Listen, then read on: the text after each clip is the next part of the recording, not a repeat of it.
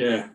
No, obviously I did speak to him earlier and he was attending. I know he does have internet issues sometimes out at Hawkins. It's streaming live now. Yeah. Hello, well I will start, councillors. It is 7 o'clock. Good evening and welcome to the meeting of the Planning and Licensing Committee. Please note that this meeting is being streamed live to the internet. Please could all members ensure their microphone is set to mute unless they are speaking. It is important to remember that you may only speak when you are called by myself, the chairman. Also ensure any other devices nearby are switched to silent mode as they can be distracted. Members should use the raise hand button when they wish to speak. When it is your turn to speak, I will call your name and invite you to speak. Once you have spoken, I will flatten your hand. All votes will be taken by roll call. When the name of each member is read out, they must respond by either for, against or abstain. As the chair of this committee, I would like to make a statement for the benefit of all councillors present at this meeting and for the members of the public. The applications before you, and indeed any applications you consider in the future, must be considered on planning merits only. It is essential that members adhere to this principle and ensure their decisions are based on the papers before you and any information provided to you during this meeting. This is not the forum to discuss any ancillary issues relating to the planning applications before you. We now move on to apologies for absence, please. Apologies this evening from Councillor Wimble, and we have Councillor Field as his substitute. Excellent, thank you. Good evening, Councillor Field. Good evening. Item 2, declarations of interest, councillors. Councillor Collier.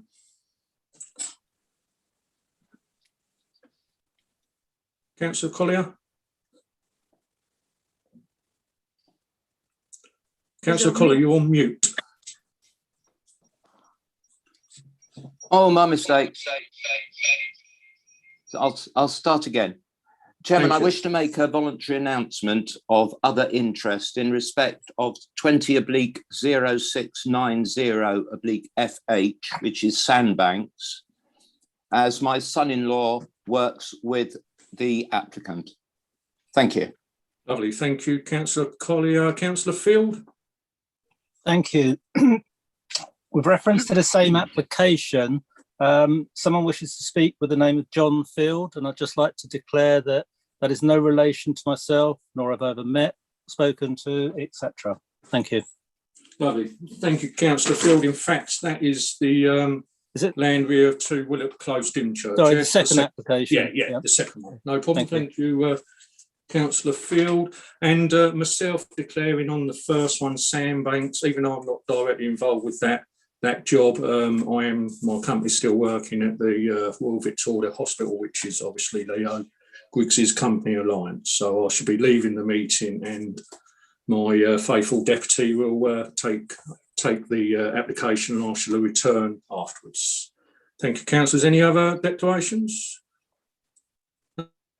Chairman, I'd like to make a voluntary declaration in respect of application 20/1212/FH, as my husband is a director at RDA Architects. I've had no involvement in the case, and I intend to leave the meeting for that application. Thank you. Lovely, thank you, Mrs. Head. Thank you. Okay, councillors, moving on. Item 3, the minutes for the 9th February. The minutes agreed.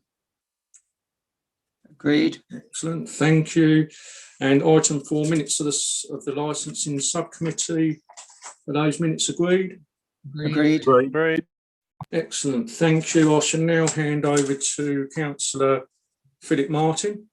I'll take it, Phillip, you are with us. Yes, I am. I had trouble with my main computer again. I've just come off another planning meeting. I'm hearing everybody. Can everybody hear me? Yes, very, very echoey, but we can hear you. That's Sorry, Councillor Martin. Councillor Martin, you seem to have 2 devices running on Zoom. Can you come out? I'll close one of them down. Thank you. Yeah. That's it. Thank you. Yeah. Okay, Councillor Martin, over to you, and And Kate will remove me Yeah. from the meeting and I shall see you shortly. Thank you, Clive. Right. Thank you. Right, good evening, everybody. So the first application, as you know, is number 200690/FH, and it is for conversion of the existing Sandbanks, Coast Road, Littlestone, New Romney, and it is for the conversion of the existing care home to 13 1- and 2-bedroom residential flats. Erection of a new building contains 6 2-bedroom flats and associated landscaping works. Now, if I've got this right, I believe that Ross McArdle will be taking us through this. Yes, thank you, Chair. Over to you.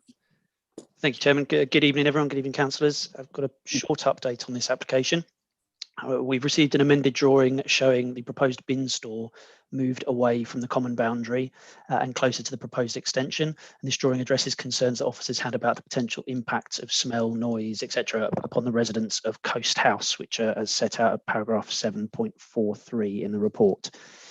We've also received an additional letter from the neighbouring residents querying why windows overlooking their property have not been removed, but the amended drawings actually do show that there are no windows in the affected elevation closest to their property.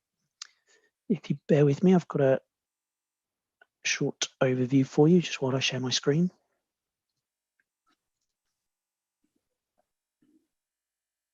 Sorry.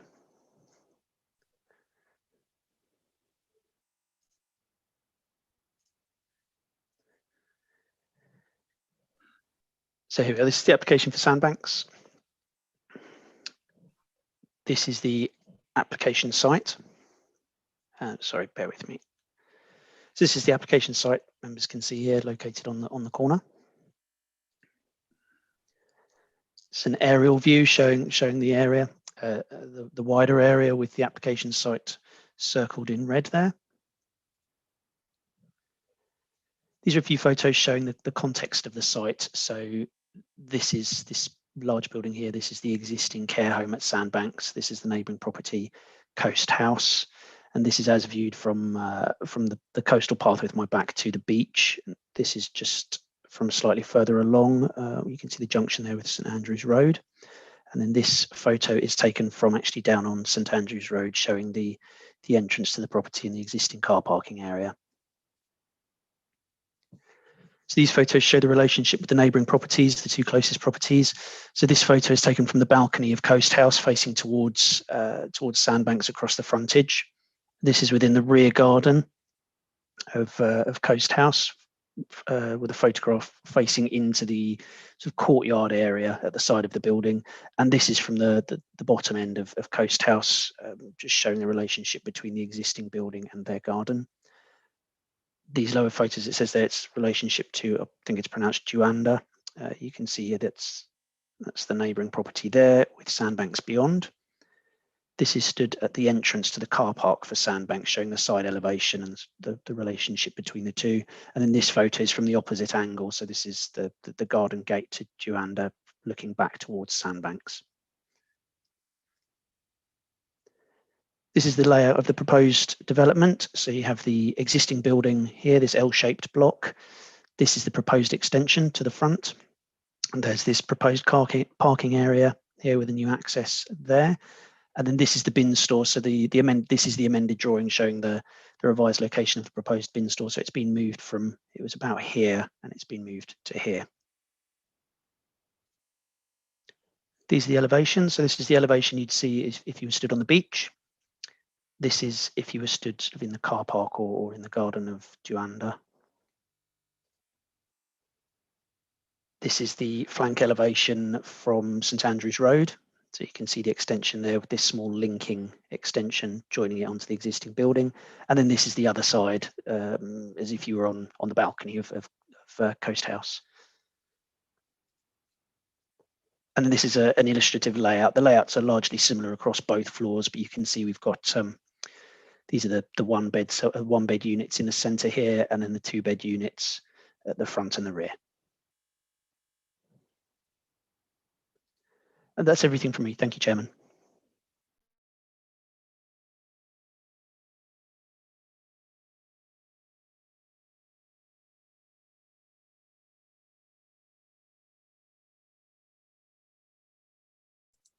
Chair, I think you're muted.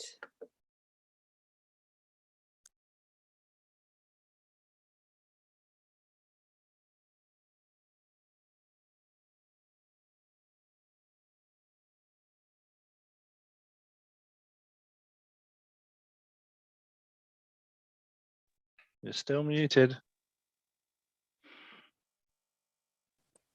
Is that better?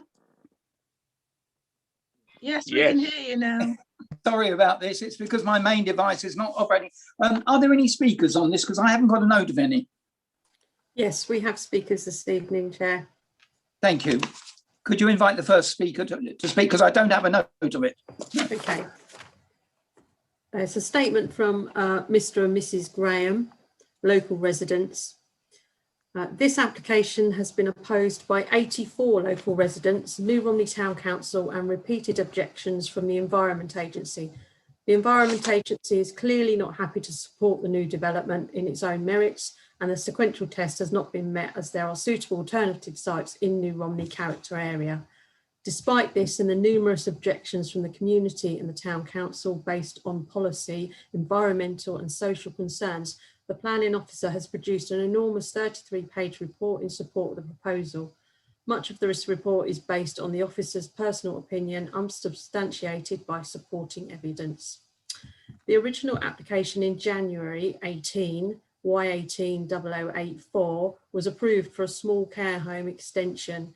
This has been expanded to the current proposal, which now includes a huge overbearing block of flats, which is out of character with the surrounding two-storey dwellings and encroaches towards the seafront far beyond the neighbouring building line. Our experience and that of local residents is that this is a development that the council wanted and has worked tirelessly to support. In short, a done deal, a view highlighted by the Kentish Express newspaper on the 18th of March 2021, saying the application is expected to be approved. Indeed, when the planning officer visited our house in 2020, he said he liked the proposal. We have emails from a councillor effectively telling us the development will go forward. The council's conflict in considering the application is evidenced by the information that 5 of the developed flats are likely to be bought by the council itself by its commercial arm, Opportunitas Limited. Quite apart from the conflicts of interest and the questions need to be asked, is it right that the council is promoting affordable housing on a site that does not meet flood risk standards, is surrounded by unmade roads and is located too far from basic services? You, the planning committee, will have read the report from the planning officer and will have seen the area where planning policies have not been met, but have been waved aside, including the remaining concerns from the Environment Agency. You will have noted the large number of local objections and that of New Romney Town Council. You must also take into account that there will be a net reduction in much needed nursing home beds and that the residents of Sandbanks will be relegated to a facility that is deemed to be of lower quality than Sandbanks by the Care Quality Commission. We trust that you will respect the democratic wishes of the local council and community and give high regard to your duty to make impartial decisions and will reject this application. Thank you. Are there any more representations? Yes, we have another 3 speeches. The next one is from Paul Reynolds, local resident. Bear with me. Yeah, I do apologise. As I say, I wasn't given the list of these, so thank you for that. Yeah.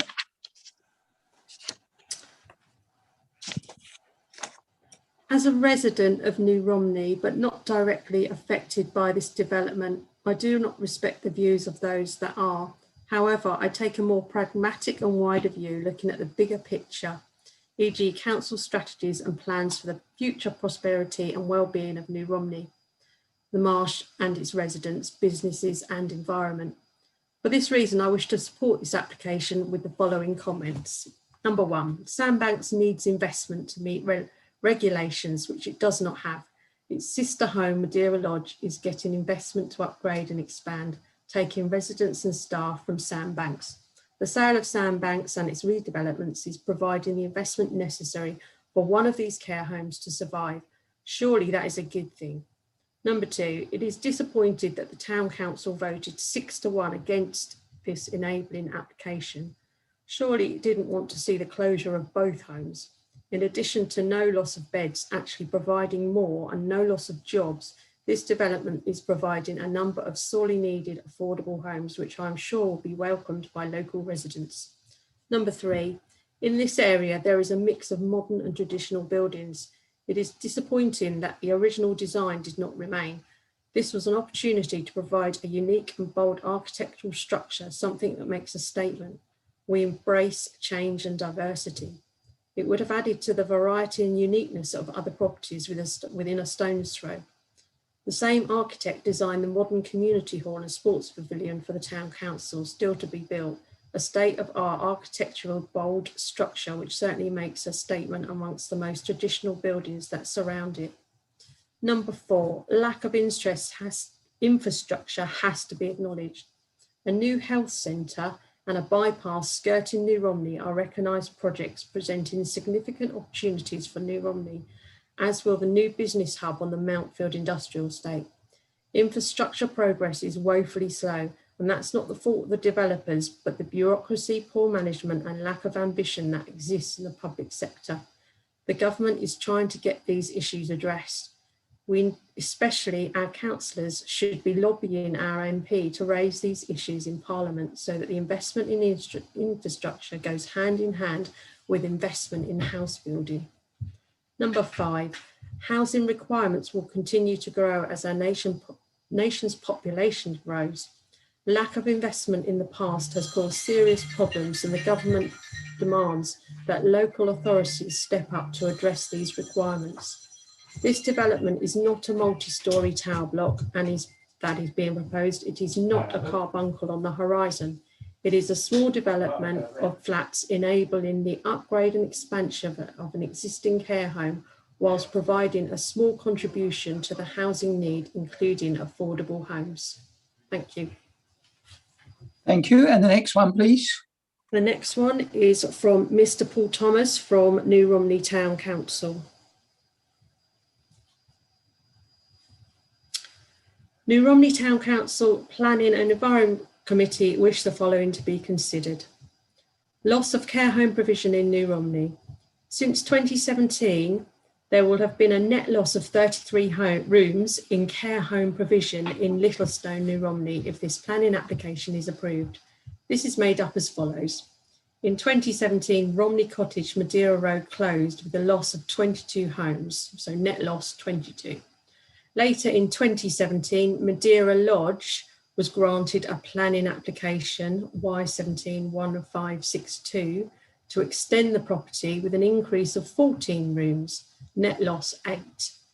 In 2020, if Sandbanks closes with a loss of 25 rooms, there will be a net loss of 33 rooms in the area and a loss of 11 rooms within Belmont Healthcare in New Romney.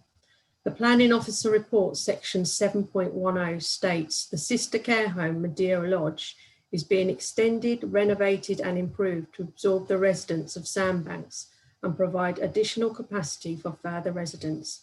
Clearly, this statement is incorrect. There will be a loss of 11 rooms of care home provision just within Belmont Healthcare. Finally, it should be noted that in 2018, Sandbanks was granted an application to extend the property, Y180084, which would have resulted in an increase of 16 rooms, which is still active approved planning application. Belmont Healthcare considered the site to be viable and extendable to meet current standards.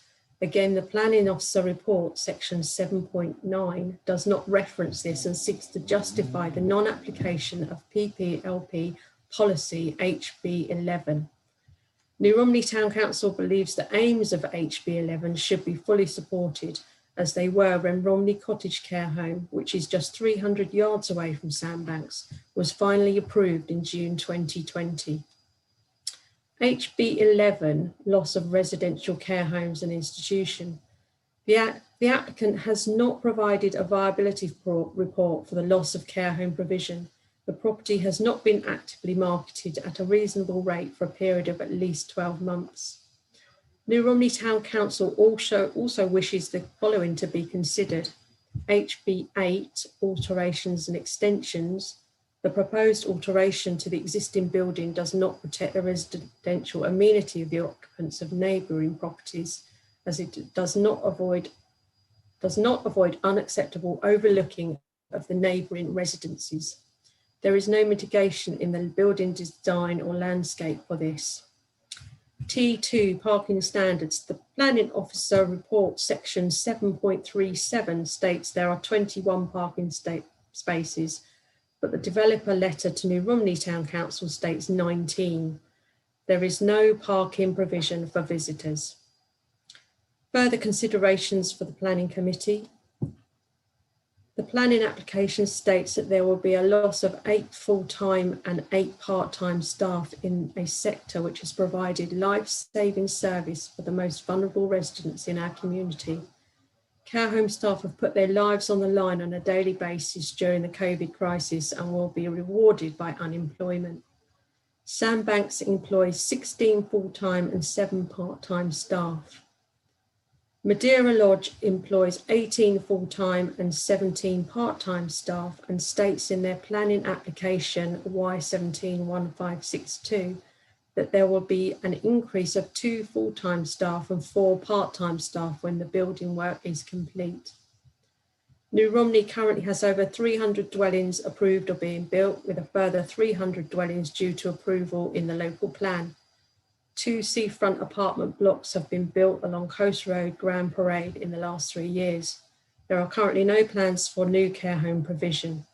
New Romney Town Council urges Folkestone and Hythe District Council to reject the application, preserve care home provision for the most vulnerable members of our community, preserve employment, and for those key workers who have served the community as well as during the COVID crisis, and protect the residential amenity of neighbouring properties. Thank you. Thank you. Is that all the representations? And then finally from Leo Griggs, the applicant.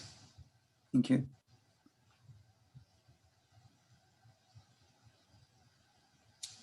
Dear committee, the online objections have focused on a couple of incorrect facts. We have consulted with the care home operator and would like to confirm the following.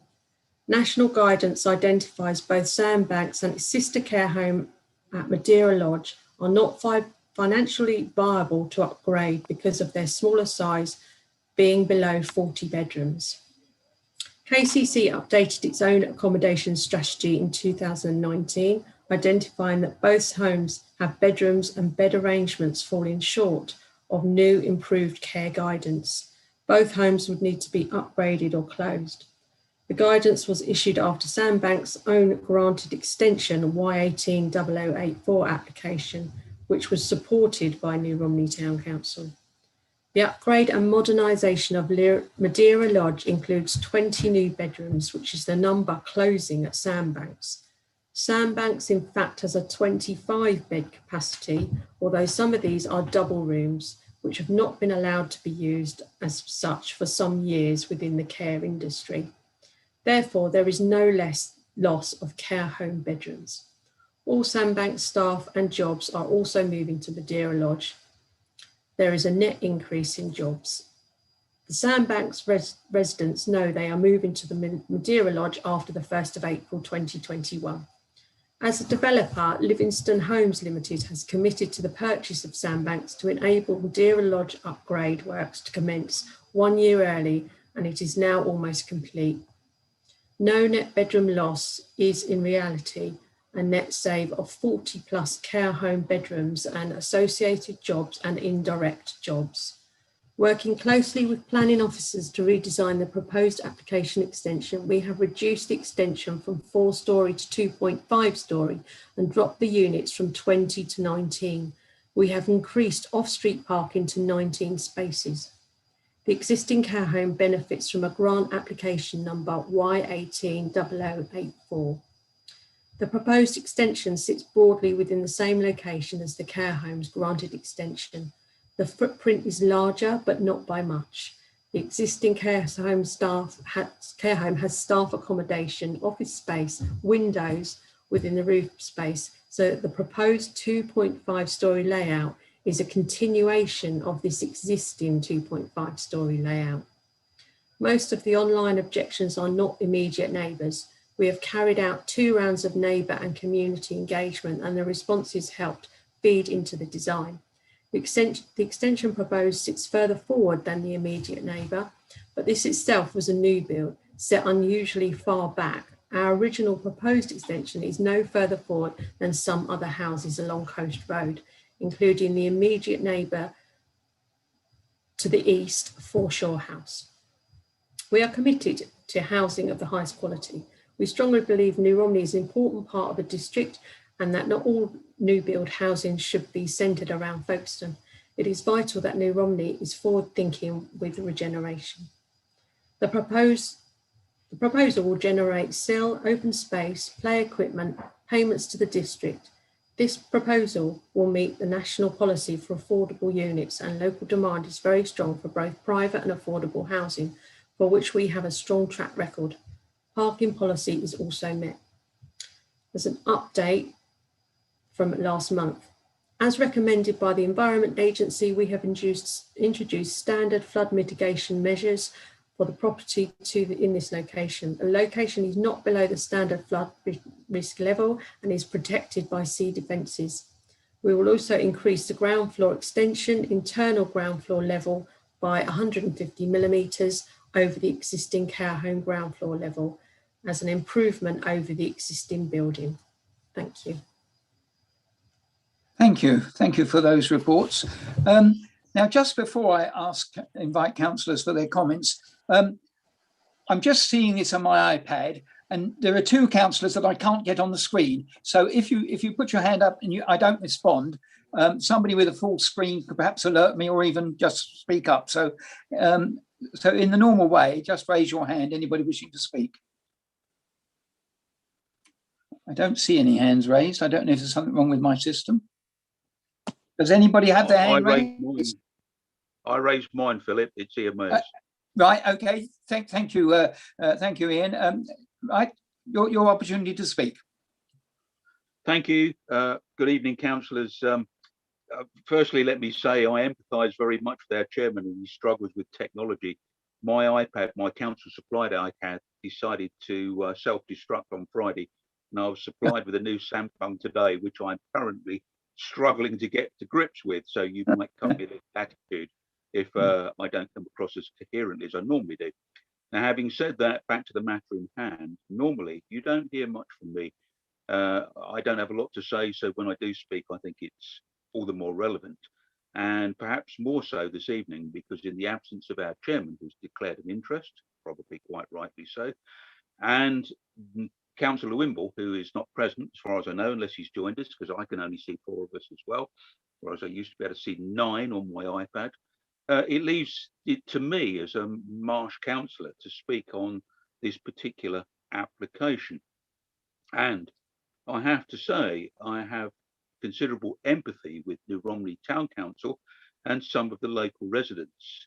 And I'll tell you for why this development application will reduce elderly care homes in a time when I think we should be increasing them.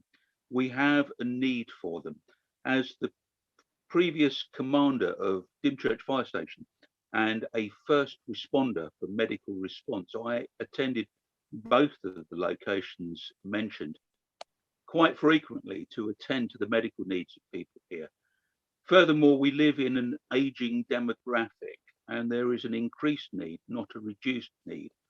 If we continue to change elderly care homes or residential care homes into accommodation, we are losing this much needed facility.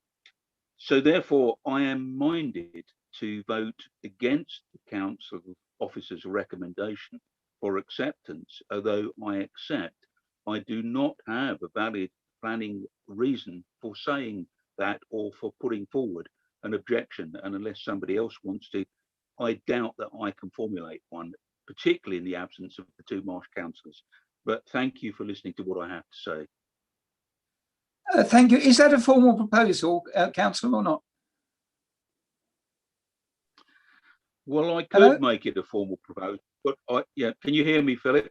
Yes, I can now. Yes. Thank you. I would be willing to make it a formal proposal, but I'm not sure I will get a second to do that.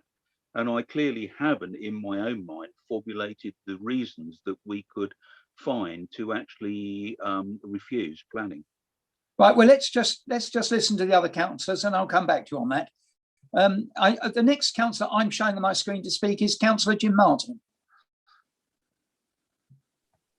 Thank you very much, Chair. I very much am listening to the views of New Romney Council, but my question really is for the officers regarding the sequential test. Now, clearly, it's in a flood risk zone. Clearly, it's at risk of flooding. Clearly, wholly dependent on the sea defences, but the risk to the sea defences are overtopping. All is set out in Harrington's report. My question is regarding the sequential test and why it is simply the Romney Marsh character area that is considered as the geographical zone for comparison within this sequential test. Thank you. Ross, are you able to answer those points?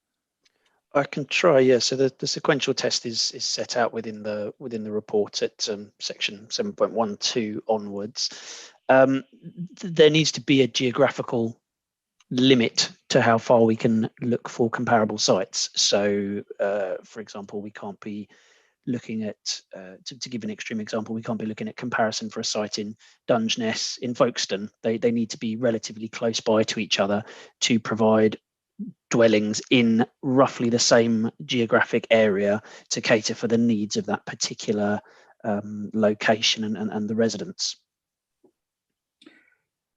Thank you. Sorry, Chair. Come back? Yeah, no, I'm interested on who chose the Romney Marsh character area, why that was chosen as the geographical area. Because this site falls within the Romney Marsh character area, so the district, sorry, is broken down into several character areas. Sorry, I do realise that. All I am saying is the amount of development that goes on in the new Romney, in the Romney Marsh character area is very limited. So any comparison would clearly throw up this result on the sequential test. I'm questioning the basis for the sequential test that you've carried out. I'm not sure I follow you, Councillor. The site is within the Romney Marsh character area, yeah, I've got and that, therefore exactly. we need to compare it to other sites within the Romney Marsh character area. Do we? That's exactly what I'm asking. Do we need to because any site that you choose within the Romney Marsh character area, because there's so little development down there, will throw up a result like this in the sequential test. I'm sorry, Councillor, I'm not sure I quite understand the point you're trying to make. The sequential test is where, I'm just stating this. The sequential test is where, because of its position in a flood risk area, you seek other sites to develop on. Now, what you said is there are no similar sites available in the Romney Marsh character area, therefore it passes the sequential test. What I'm saying is that within the district, there are thousands and thousands of sites. So I'm just interested in why such a narrow area was chosen, and not necessarily narrow in its geographical sense, but narrow in the numerical sense. Okay, if you bear with me, the head of planning, Llewellyn Lloyd, has he might be able to help out with this answer. Thank you. Maybe we can get the answer that Councillor Martin is looking for. Thank you. I think Ross has set out the basis for it, is that there has to be a boundary on it and it has to be reasonable. The test is also set out in the core strategy policy about where we take the sequential test from. officers have applied the core strategy and applied the geographical location, and this is the conclusion we have drawn this evening. But the core strategy policy is what sets out the basis for the sequential test. So it's not an arbitrary. We have gone through the test both applied by the NPPF and by the core strategy. And obviously that is our interpretation of those policies, and it is open to members to disagree with the conclusions that we draw. Thank you. Right, thank you. We must move on now. Now, I'm not sure which order I can take these in because I didn't see them, but I've got, at the moment, I've got down Councillor Georgina Treloar to speak, and also after that, Councillor Jackie Mead. Thank you, Chair. I was just wondering if officers could elaborate a bit more on why it was that the Environment Agency has seemed to have done an about turn, but also explain a little bit more about KCC's comments on local flooding, and especially the fact that they are still concerned about surface water runoff, as well as combined with existing runoff, and the fact, well, the report states that that this can't be adequately controlled through the building regulations, and therefore a condition would be attached. Could officers, yeah, just elaborate a bit more on that, because I find that concerning. Ross, is that something you can deal with? Yes. Your question regarding the Environment Agency. So the discussions with the Environment Agency are set out at paragraph 7.15 onwards. There's a very, very brief summary, but the Environment Agency initially did object to the application, but the applicant's flood risk consultant has liaised with them to interrogate the flood risk data at a deeper level than had initially been submitted, and what they've shown is, as set out in the report and as the applicant put in his statement, is that the building will be set above the maximum modelled flood level. The Environment Agency usually ask for a slightly higher uplift of the finished floor levels, but they hadn't in this instance appreciated that it was largely a conversion of an existing building, and that an extension to that building had been previously approved in the location of the current proposed extension. So there's a precedent for a very similar comparable development on this site that they hadn't fully taken into account. Once that was highlighted to them and the flood data interrogated at a deeper level, so they did conclude that they couldn't object to this on the basis of flood risk. In regards KCC, if you'll bear with me a second just to find the right part in my report.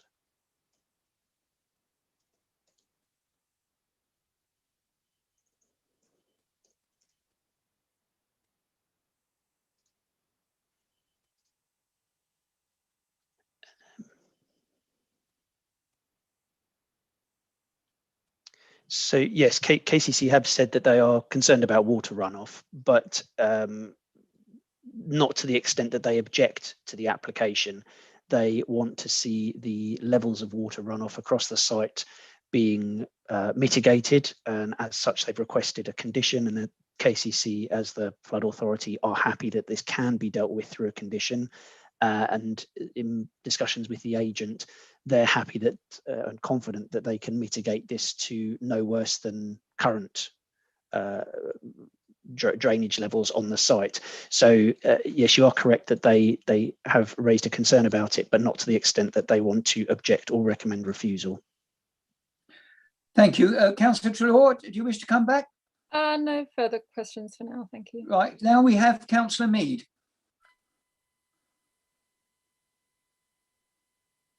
You appear to be muted.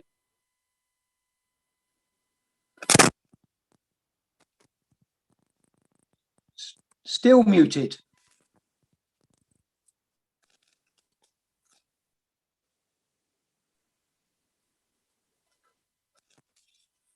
No, you're having the same problems I had earlier, I think. Yeah. Can you hear me now? Yes. Ah, right. Sorry, it must be my headphones. I do apologise. So I'm going to have to be holding and chatting at the same time. I just wanted to bring the committee's notice to policy HB11, which was about granting the conversion of a residential care home or institute into something else, basically. And we have here that it does have to satisfy that an extension or adaptation is not viable. Well, actually, the extension was granted, so it must have been viable at the time. We're not sure, or we don't seem to be sure, that the property has been actively marketed at a reasonable rate in the last 12 months. We have also, under the same policy, it can be demonstrated that levels of traffic movements can be successfully accommodated on the local road network, and that parking can be provided in accordance with the requirements of policy T2. Please hold that thought. Development does not does not result in increased noise or disturbance which impacts on neighbouring residential amenity. Now, if you look at the plan as it is, we're looking at 19 flats, which actually brings you to 31 bedrooms. Now, there's always the argument, oh, well, you know, so people can walk or get the bus, etc. But it states quite clearly in our paperwork that really the nearest proper shops are 2.2 kilometres away, which is 1.35 miles. I checked it. I also spoke to some local residents yesterday, and I said, how long would it actually take you to walk to the shops from there? And they're saying 15 to 20 minutes. And I said, well, what's the bus service like down there? And they said, well, you're lucky if you get one an hour during summer, because it runs via and for basically the caravan park down there. So what we're going to have is a possibility of more than 31 residents needing a car. There are 19 spaces, so there aren't even enough for the amount of adults you will probably have in that bedroom. However, it's quite clear that when you actually start looking at where this particular building is placed, that people are going to want to use a car and going to need to use a car. So where's the parking going to be? Oh, will that be along the border of the site of specific natural interest? We need to take that into consideration. In addition to that, you may remember that there was an application that came up a little while ago about a chap's family who wanted to build a house in the back garden.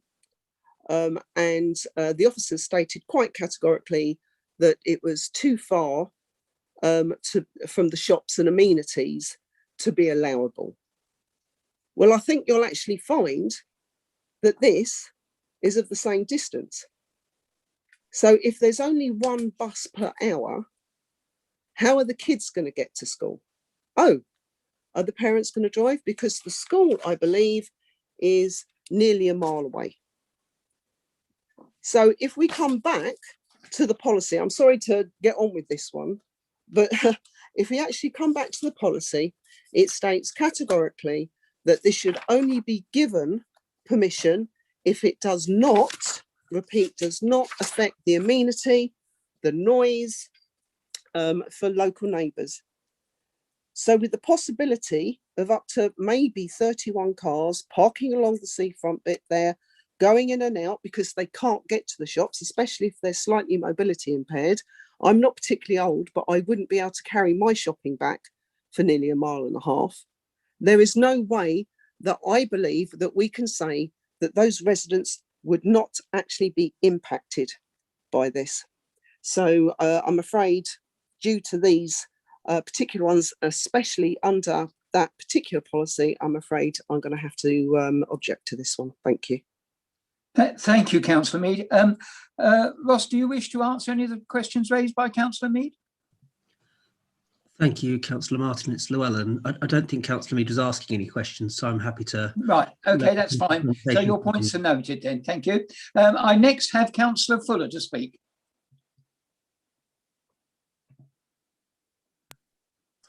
Thank you, Chair. Took me a moment to unmute there, sorry. Okay, so It says in the report, to quote, here we are, therefore, whilst the aims of HB 11 should be fully supported, it is not considered that the lack of a marketing exercise here should be used as justification for refusal when the wider picture shows that the status quo in terms of care provision is being maintained, if not improved upon. Now, next bit of reading. Planning application Y171562SH states that that particular planning application will provide an additional 14 bedrooms together with reorganised additional parking. So we're up 14 spaces. The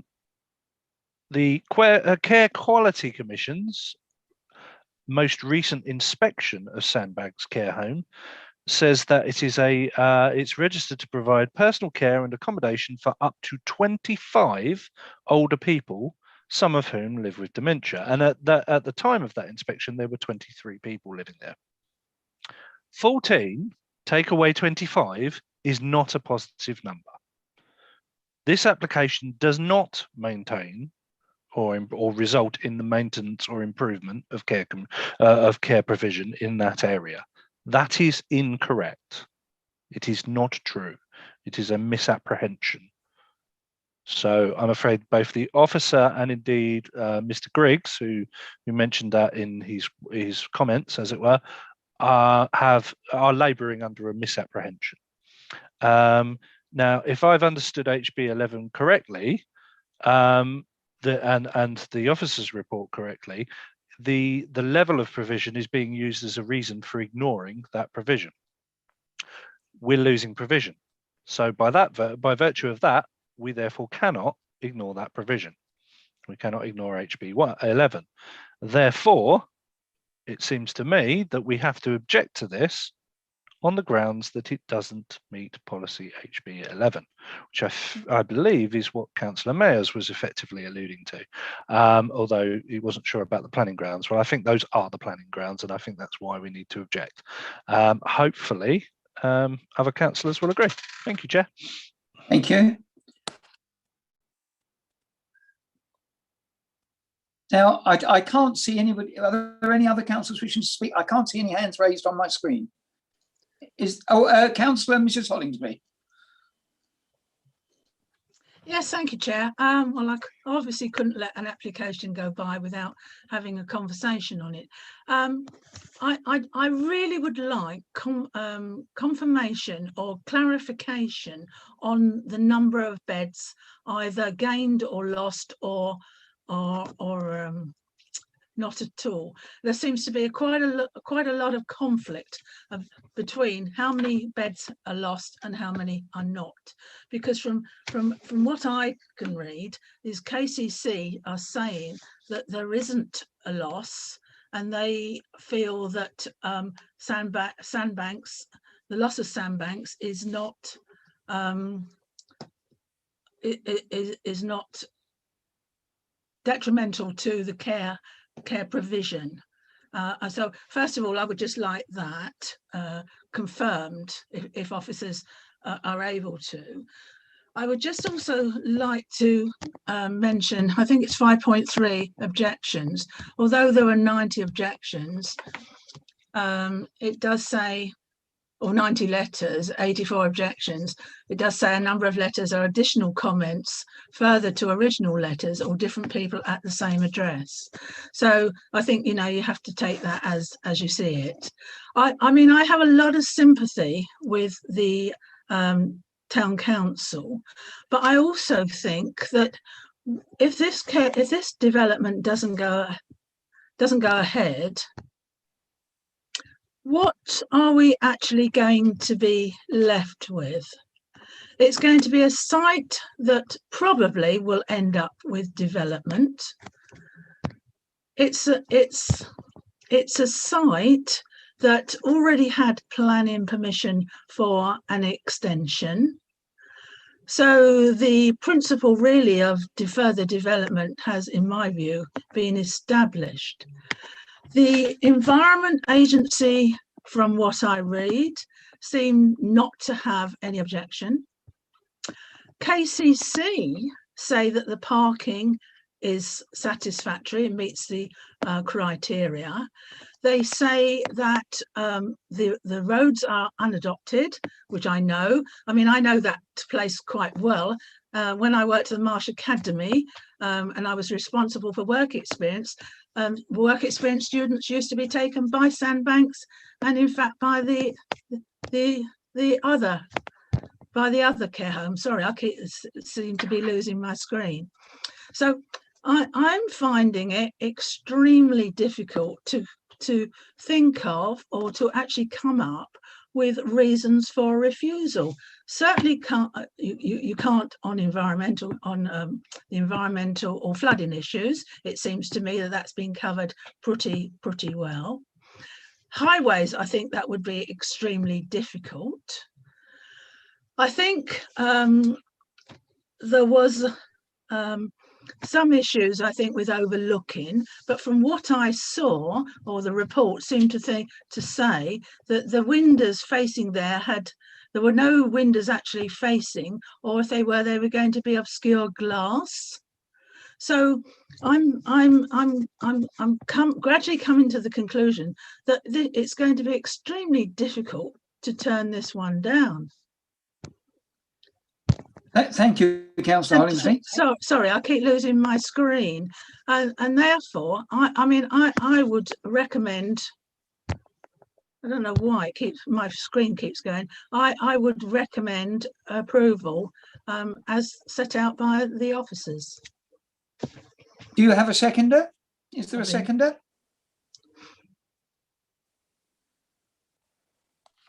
I can't see that there's a seconder. I didn't expect there to be one. Right. Are there any councillors wishing to speak? Chairman, sorry, it's Ross McArdle. Can I come back on those questions, Councillor? Please do. Yes. Thank you, Chair. Sorry to jump in like that. Just to address the questions about the loss of provision that Councillors Fuller and Hollingsby were there, I think the key issue that members need to consider here, and the key bit of evidence that we need to be weighing up here, is the KCC Care Quality Commission position, which is set out paragraph 5.2, so roughly in the middle of the following page. They confirmed that Sandbanks, as it is, no longer conforms to the required standards. They've set out that it's too small, the bedrooms are too small, and it doesn't meet the modern requirements for a care home, which, as the applicant mentioned in his statement at the beginning, these regulations came in after the previous application was approved, the application to extend. So if members are concerned about a loss of care homes, that's certainly one thing, but the existing care home is not capable of accepting residents in the future. It's undersized, doesn't require standards, and doesn't require operational minimums to actually effectively run the building. So members do need to be aware of that if they're looking at this particular issue. Thank you, Chair. Thank you. I have Councillor Treloar to speak. Thank you, Chair. I just wanted to come back, just following some of that discussion. I think listening to it more and more, I'm feeling quite concerned about the impact on local amenity and the increase in traffic. But sort of against that, I'm not sure whether the argument that, well, this site needs to be developed at some point in some form should really be sort of informing our decision. But yeah, for me, it seems to be that the increase in numbers, the increase in cars and traffic, especially on that narrow private road, it seems to me would cause great disruption to neighbours and the area. Right. Now, again, just checking my screen, I don't think I've missed any other councillors to speak. Now, not wishing to preempt what councillors have in mind, but our first speaker, Councillor Mayer, said that he was going to, I think I got this right, he was going to propose objection. Was that right, Councillor Mears? Councillor Mayer? Hello? Yes, that is correct, Deputy Well, Chair. as we've had some fairly strong objection, do you now wish to put a proposal? Yes, I would like to put a proposal that we refuse the recommendation that the officers have given My concern remains that we should be working to increase care home provision, not reduce it or even maintain it. So if we can formulate something around HB11 that Councillor Fuller mentioned, but we are not achieving that, then that would be adequate for me. It's difficult, and there probably will be an appeal, but I think we know that this national policy is not satisfying the need. Local policy isn't, and certainly at district, we shouldn't be facilitating that. We should be looking to make elderly care easier to obtain, not harder to obtain, and I can't see that this would achieve that. Right, thank you. Do we have a seconder for Councillor Mayer's proposal? I would happily second that. I think actually Councillor Mead's hand was up first. I don't want to show any discretion here, but I'm almost sure she beat you to it. So you're happy to second that, Councillor Mead, are you? Right, okay. Now, you have mentioned, Ian, in your proposal, your reasons. Can I just ask the officers whether that wording is sufficient for us before we take a vote on this? Thank you, Councillor. I mean, listening to the debate this evening, my interpretation of the discussion is that councillors are not satisfied that enough testing of the capability of this site to accommodate a care home and continued has been satisfied under HB11, and that's more around the marketing of it, not accepting that the standard of care is being maintained at the other site. Would that be correct? Councillor Mead? Sorry, I would also say the very fact that it would increase noise and take away the immunity from the residents under the same policy. Councillor Mayers, are you happy for that to be added as onto it? Yes, quite content, Deputy Chair. I think we have a consensus of opinion here, and providing it meets the legal requirements that officers recommend, I'm willing to trust their guidance. Right, well, I think we've given this a very good airing. Thank you all for your contribution. It's now time to move the vote, and I believe we always do recorded vote on Zoom. Is that correct? Councillor Martin, sorry, just to clarify the amenity point before members take the vote, if that's all right. Yes. I just want to clarify from Councillor Mead or Councillor Mayers, what's generating the noise that would be detrimental to the amenity of the local residents? Can I? Definitely the increased traffic to and from site, as I stated earlier, because actually walking to the local amenities would be very difficult. Also, being that these are private unmade roads there, I think you're going to find that it will also increase costs for the residents to actually upkeep their part of the road as well. So if this does go forward at a further hearing or appeal, I think there should be a recommendation that the developer actually do something about the roads there at their own cost as well. Okay, thank you, Councillor Mead. I mean, as we discussed in the past, costs wouldn't be a material planning reason for refusing this on a private road, and the developer obviously is party to that private road, so I'd recommend that we don't go down that line of a route. We can certainly take up the increased traffic from the site. I would advise that's probably a difficult one to sustain an appeal because it's an existing site with traffic to and from it, and it is within it's different to the scheme at the previous committee at Shepway in that was outside the built confines of an area not defined for housing development. This is within a settlement defined as being suitable for new residential development. So if members would wish to pursue that, we'll happily do so, but I must recommend at this moment in time that I wouldn't advise it. I would stay with the marketing evidence. So I think we're now ready to take the vote. Councillor, this is Jeff Mills here, and I'm ready to take the vote. Right. I'll go through the list, starting with Councillor. We are voting, councillors, on the proposal by Councillor Mayers, seconded by Councillor Mead that this should be refused on the grounds that have been outlined. Just to make it clear. And therefore the voting, Councillor Brooke. Against. Councillor Collier. Against. Councillor Field. Against. Councillor Fuller. For. Councillor Mrs Hollingsby. Against. Councillor Keane.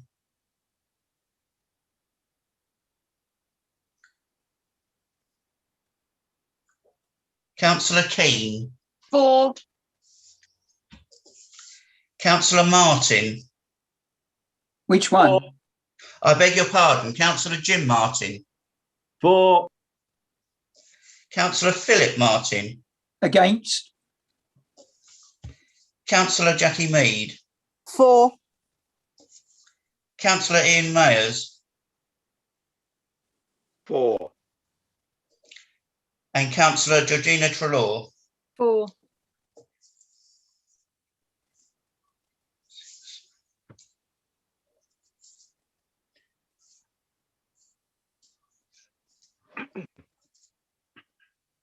I have 6 for and 5 against. Thank you. So that that motion for us to refuse it has been approved. Thank you all, councillors. It's now time, if we can, to get on to the next application. So if the host would ask Councillor Goddard back to the meeting. Thank you. Thank you, Mr. Chairman.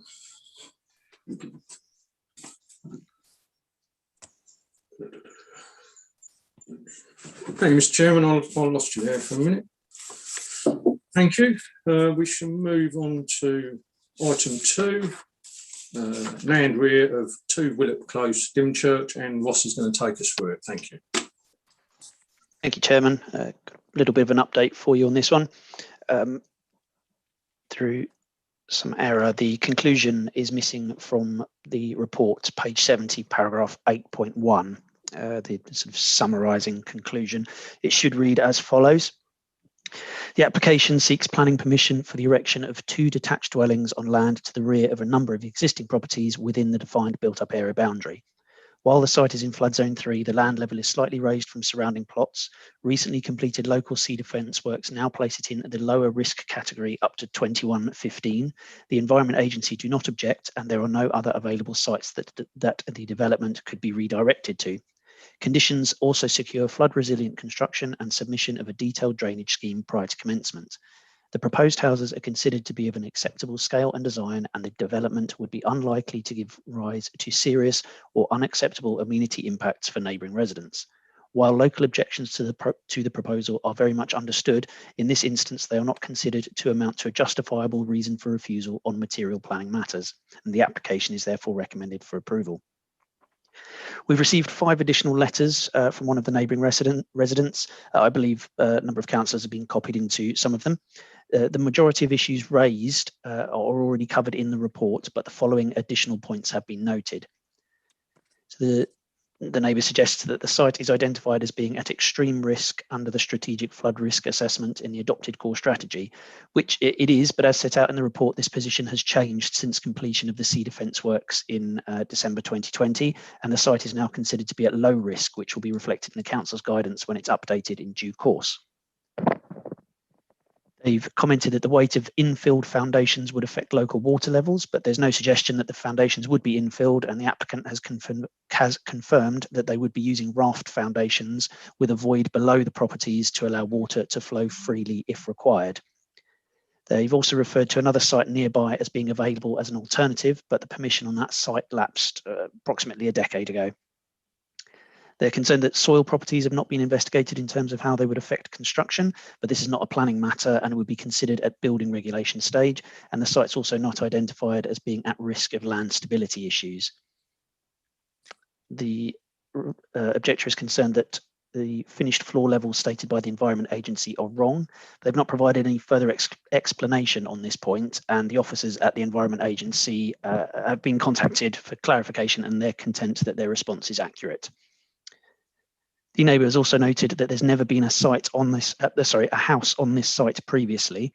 The agents provided me with a historic aerial photo showing a large building situated roughly halfway between the existing units at 1 and 2 Willip Close, which are the houses to the front, and the proposed dwellings. And they've advised that this is intended just as information rather than to lend weight to their proposals. Thank you, Chair. Thank you, Ross. We have two speakers on this. Mr. John Field, local resident, speak against the application. Thank you, Kate. Thank you. I'll just get the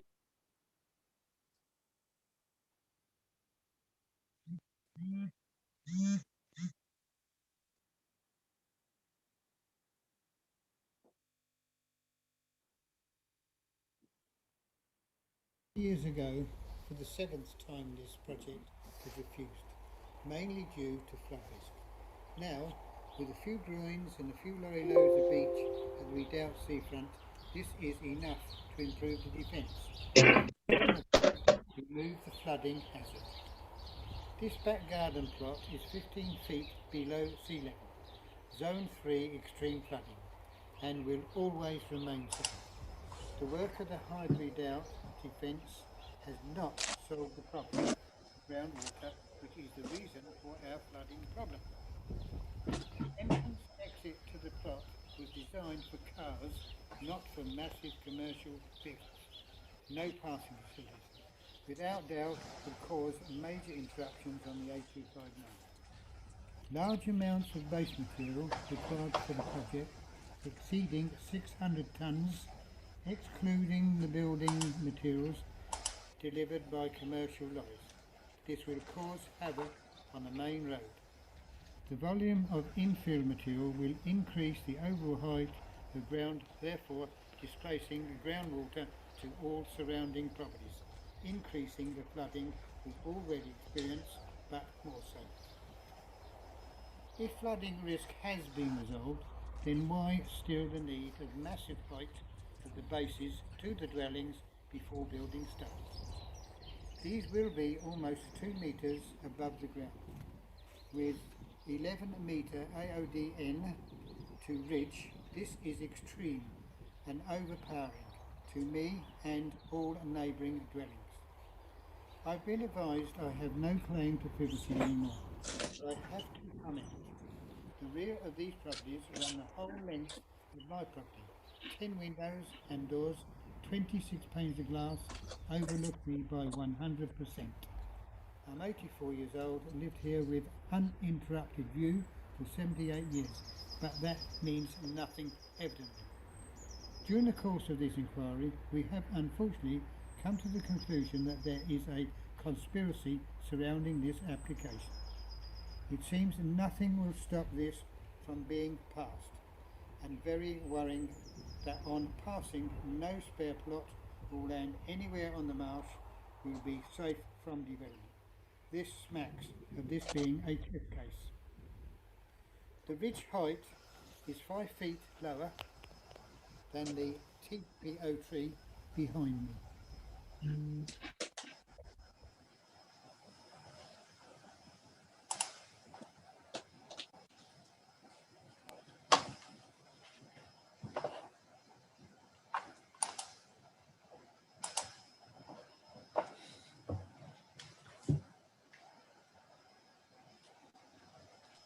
Sorry, apologies. Was that it? Are we complete? So that's the end of the first video. We do have a second one from Jeff Lawrence from Dymchurch Parish Council. Thank you. Clive, before you proceed, could I just point out that the sound level was extremely low, almost indiscernible at times to me. I don't know about anybody else. I'm not sure if that was a consequence of the original recording or the transmission, but either way, I don't think the speaker was given a fair hearing there. I would agree. I could hardly hear anything. Chairman, I do have the transcription that I can read out if you prefer. Yes, please, Kate, if you can read it, and then Ross wants to come in after you've read that. Thank you. Okay.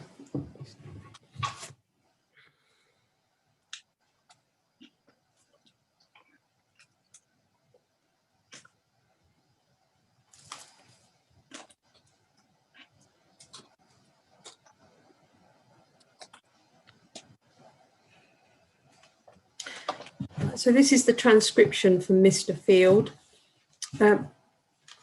and he sets this out in points. So number 1, 4 years ago, for the 7th time, this project was refused mainly due to extreme flooding.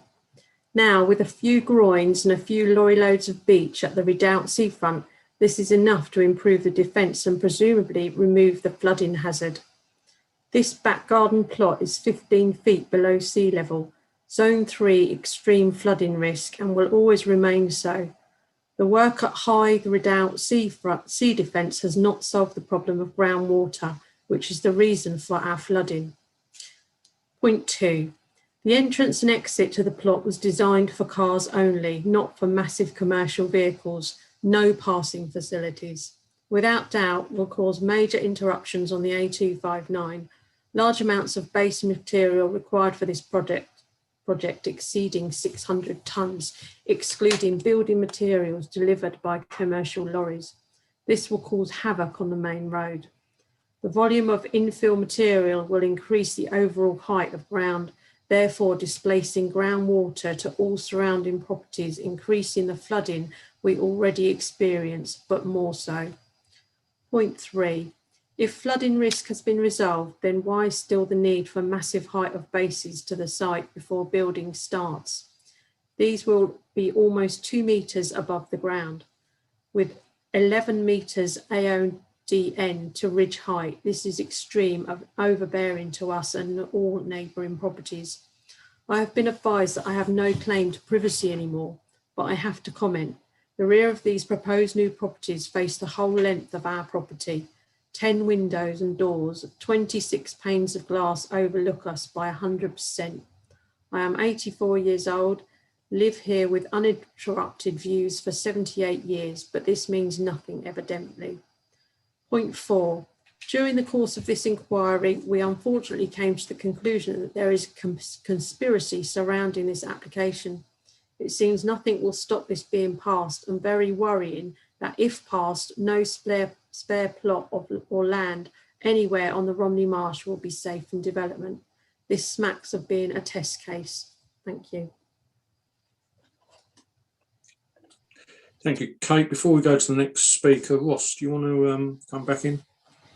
Yes, thank you, Chair. Sorry, councillors, it's been a long day and in my haste I forgot to show you the presentation. If you bear with me a second, I will bring it back up on screen.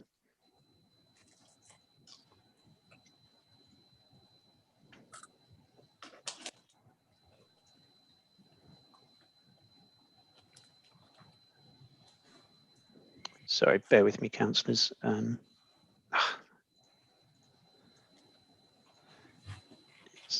one. There we are.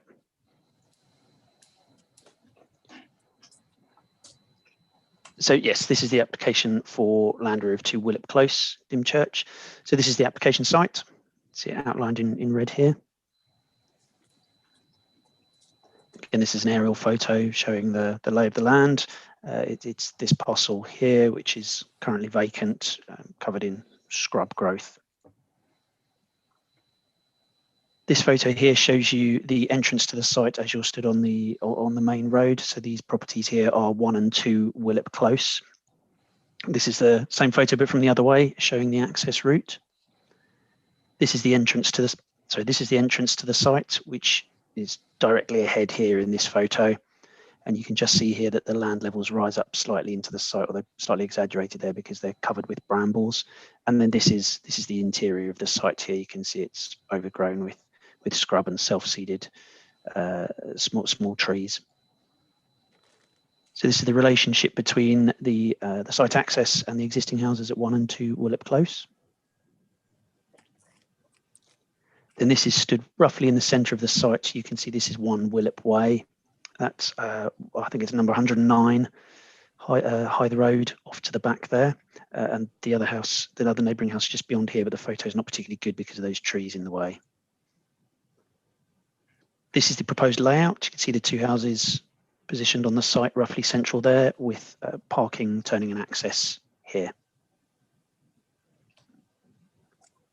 These are the proposed elevations. So these are the front of the buildings that would be facing towards the highway.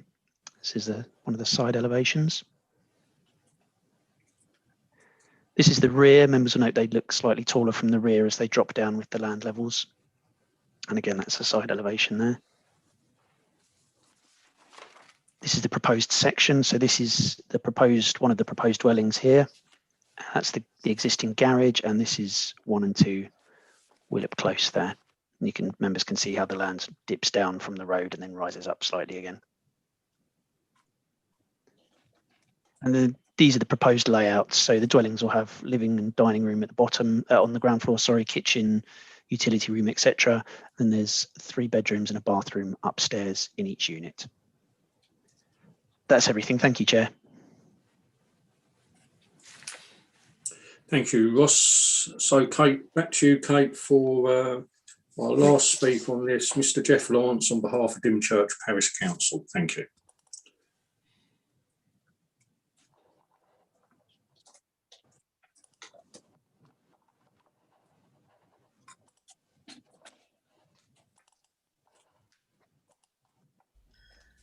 Good evening. My name is Jeff Lawrence and I'm the Parish Clerk for Dymchurch Parish Council and will be representing Dymchurch Parish Council regarding this application. The application was objected to by the Council for the following reasons.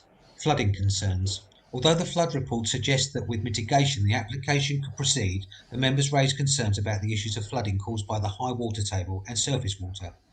Pictures were seen of recent flooding issues, and residents report that they often have to place boarding on footpaths to allow them to get into and out of their premises. Additional buildings will produce further water runoff, and with any additional hard standing for parking, this will aggravate the issue. The SUDS report was taken into account when making these comments, but taking into account the proximity of the sea, the high water table, it is felt that the building in this location, even with mitigation, will not reduce or deal with the ongoing flooding issues. It is accepted that sea defences have improved, but we make these comments emphasising the surface water and the runoff issues that the application will contribute to. It is also known that the land upon which the buildings will be erected did originally contain a pond, which was filled in by a previous developer, again adding to the history of water accumulation. Residents also report that obtaining insurance is becoming quite an obstacle. Utilities. Residents also report that there is a historic issue regarding water waste and sewage. In times of heavy rain or increased surface water, the sewage system becomes overwhelmed. Additional accommodation will add to the pressures on the waste and delivery systems in the location. Access and road safety. Access to the property was discussed, and a further objection was raised regarding the increased traffic along Phillip Close, and the effects of adding a footpath mentioned within the application would further reduce the width of the road in this location. Phillip Close is accessed from the A259. Historically, the road in this location was a national speed limit. It is now reduced to 40 miles per hour. It is, however, an extremely busy road and an area where there are regular road traffic accidents. This has prompted the Parish Council to make an application to the KCC to further reduce the speed limit. Construction. It is noted that various mitigation is being considered for the 2 dwellings regarding flood protection. There is little information regarding the height of the dwellings and the impact of the buildings on neighbours. While it is accepted that a view is not a material concern, the potential loss of privacy to neighbours and a potential for a reduction in the quality of life is relevant for the future of all who live in the area. It is believed that the main windows of the premises will overlook the premises to the rear of the application site, believed marked as 109 on the District Council interactive map. It is noted that there will be some planting which perhaps is part of the mitigation around this subject, but concerns would then be raised about the height of this planting and the resultant loss of light or overshadowing in the neighbour's property over the years. This report is submitted for your consideration. Thank you. Thank you very much, Mr. Lawrence. Councillors, Councillor Phillip. Thank you, Chair. I just had a couple of questions, actually. Firstly, when we're doing the sequential test, this is clearing up my ignorance on the subject. When when we're considering alternative locations for a particular bit of building, is it, if I understand the report correctly, is it therefore a requirement of that sequential test that those locations already have planning permission, or is it just a requirement that there could be other locations that you could carry out the same building or similar building works on? Because I got the impression from the report that that one alternative site was being ignored because it didn't have planning permission anymore because that had run out, and the other was obviously a different set of building works. And also, I was just slightly surprised to see that among the list of relevant development plan policies that HB11 reared its ugly head again. I just wondered why that had been included and whether or not it was just a typo. Many thanks, Chair. Thank you, Councillor Phillip. Councillor Mayers.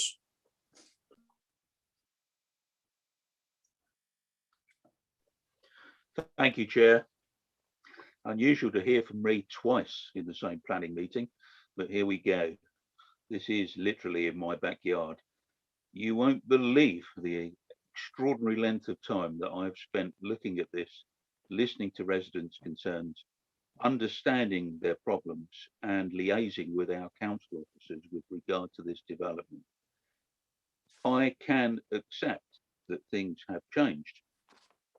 The flooding risk on the Romney Marsh has certainly been reduced by the increased sea defences of the redoubt and further on. But I think the nub of the problem lies in the fact that it's not the flooding risk to the marsh that the residents are concerned about. It is the pooling of groundwater when rain occurs, which is clearly evident to anybody if the effect by the where when the tide is in and the sluices are closed, the water can't drain away, so we get flooding. Now, having looked at this and the technical detail that I've had to absorb, and the learning curve for me has been unprecedented. And I can't find a material planning reason, because I trust my officers and I appreciate their skill when they tell me these things. But I am still concerned, and I'm concerned for the residents, which is why I'm considering asking, depending if I can get support again, that as opposed to refusing planning permission, that we add a condition. And the condition would be that we ensure the developer installs pumped drainage so that the water levels are reduced. Wouldn't be that difficult, because as you can see from the overhead shot, the Willett Basin is almost adjacent. And this is not unprecedented, because the same process is used in Seabourn Way in the centre of Dymchurch. Clearly, I'd be guided by our officers, but that would be my recommendation as to appropriate mitigation. Thank you. And Councillor Mayers. Councillor Trelaw. Thank you, Chair. Sorry, I was just saying good night to my son. I requested a call in on this application, and I did go and see the site, and I do understand residents' concerns. I've seen the level of the groundwater in the well in one of the neighbouring properties, and even just after a little bit of rain, it is so very close to the surface. And I've seen images of what the site looks like after heavy rain, and it does flood. And there's a footpath along the side of the site too, which is also prone to flooding.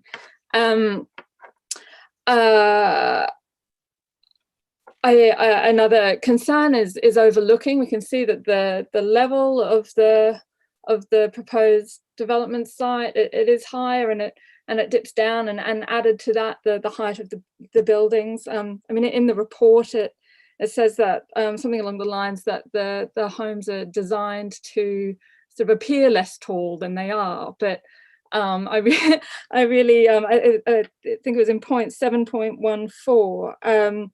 They are designed to be read as being substantially lower, and I just think that is a real sort of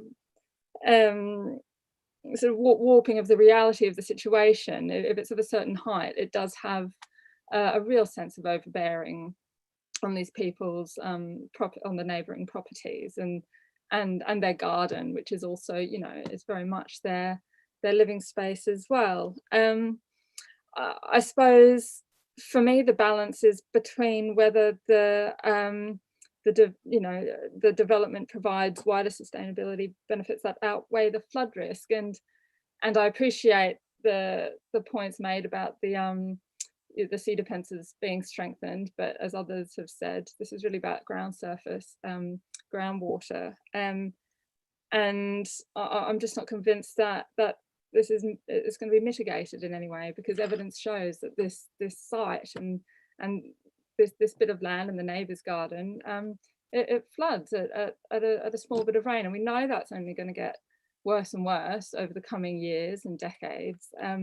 I'm also keen to hear any updates on when our strategic flood risk assessment is due to be updated, because until we have, you know, an absolutely current version of that, I'm really uneasy about supporting development in, I mean, what is already a Zone 3 flood risk area. Thank you. Thank you, Councillor Treloar. Councillor Jim Martin. Thank you very much, Chair. Yeah, sorry to bang on, but I'm back on the sequential test again. The sequential test, it says in the report, is passed because there are no other development sites in the marsh.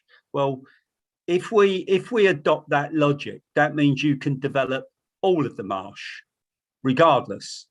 You can put buildings anywhere because all you have to do to pass the sequential test is say there's no other sites. So clearly there's some illogical thinking going on here. This also then goes on to suggest that the exceptions test for flooding may be used, and it says that it passes the exceptions test because it demonstrates that the development provides wider sustainability benefits to the community that outweigh the flood risks. Well, I can't see that. I don't agree. I don't think it does. And it says that a site-specific FRA must demonstrate that the development will be safe for its lifetime, taking into account the vulnerability of its users without increasing flood risk elsewhere, and where possible will reduce flood risk overall. Well, it doesn't. It doesn't do that at all.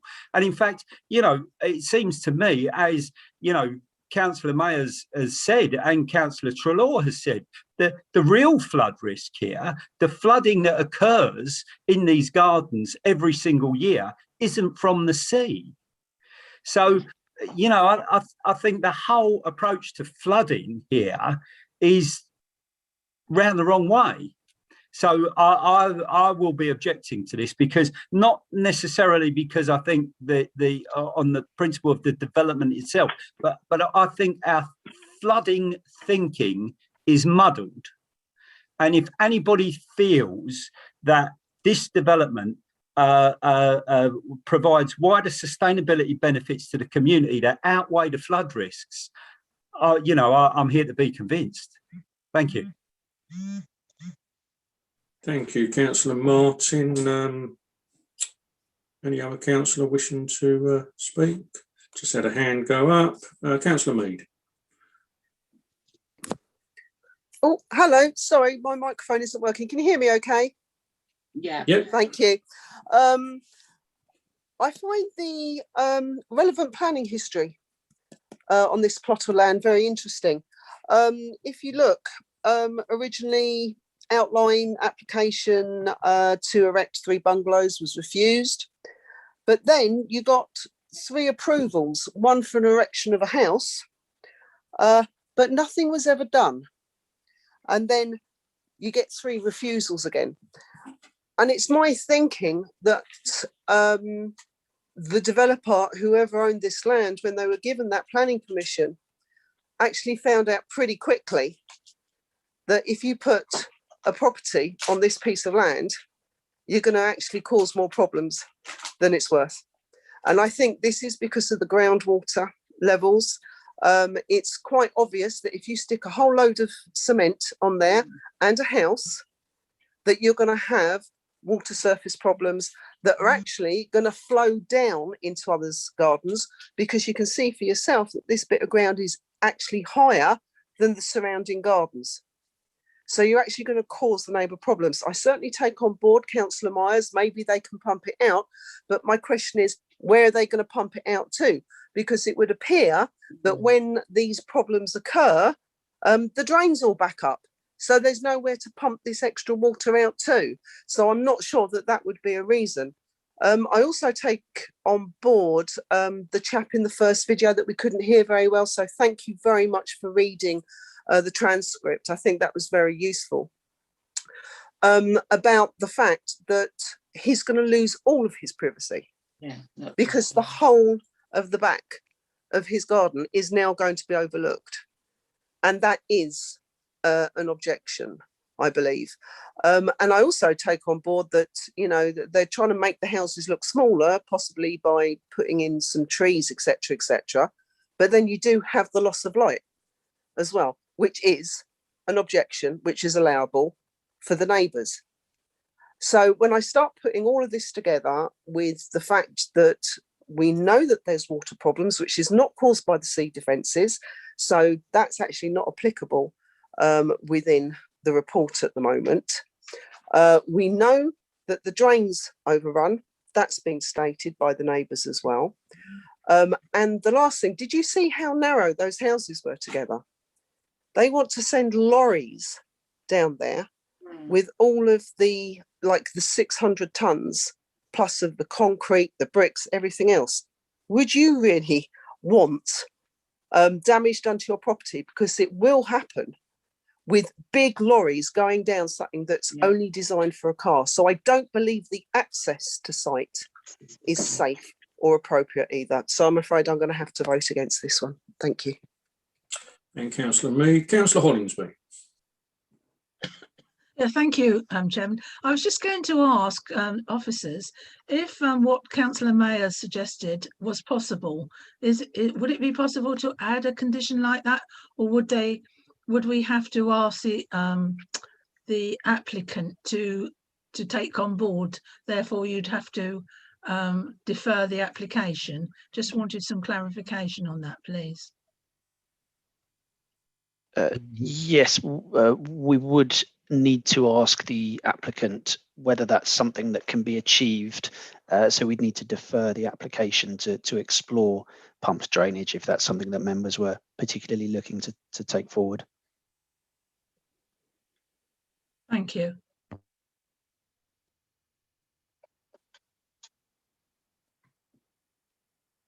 Councillor Trelaw, did you want to speak? Thank you, Chair.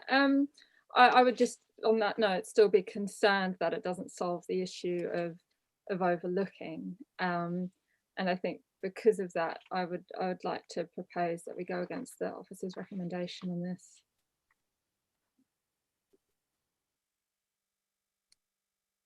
Thank you, Councillor Trelaw. Seconded, Councillor Martin. Okay, before I get reasons, I've got a barrage of, and first being Councillor Keane. Yeah, thank you, Chair. And also going back to what Councillor Mead said about the narrow entrance and damage to two houses. Is there another entrance and exit to there, or is that the only way in and the only way out? Because either way, looking at the pictures, the people's drives go onto that road as well, and they're not going to see anything coming up. Is there another entrance and exit to that piece of land, please?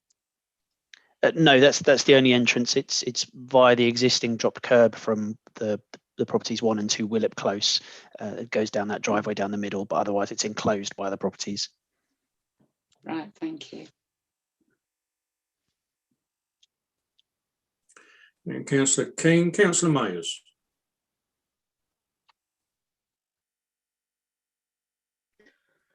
Thank you, Chair. To proposal to move the investigation on pumped drainage, it would then be up to the developer to come back and say whether it was feasible and whether it was economically viable to complete the development if that was a condition raised. That would be my proposal if I can obtain a seconder if we get to that stage. I'm happy to second that, Chairman.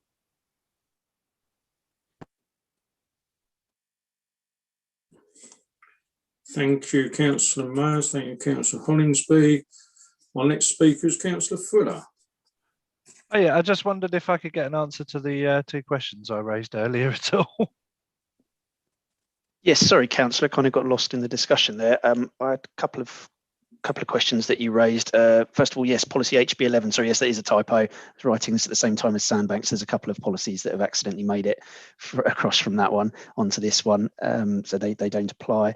In terms of the alternative sites needing planning permission, there's government advice on this, on how to carry out the sequential test effectively. So you need to look at sites that have already been allocated for development. So some of the larger sites that we would allocate within the local plan, could they be suitable for a development of this scale? But that usually doesn't translate because they're usually very big sites. You can also look at unallocated sites that have been granted for planning permission, which is what we've done in this assessment. And you can, as a last resort, check for sites that haven't got planning permission, so they're known as windfall sites.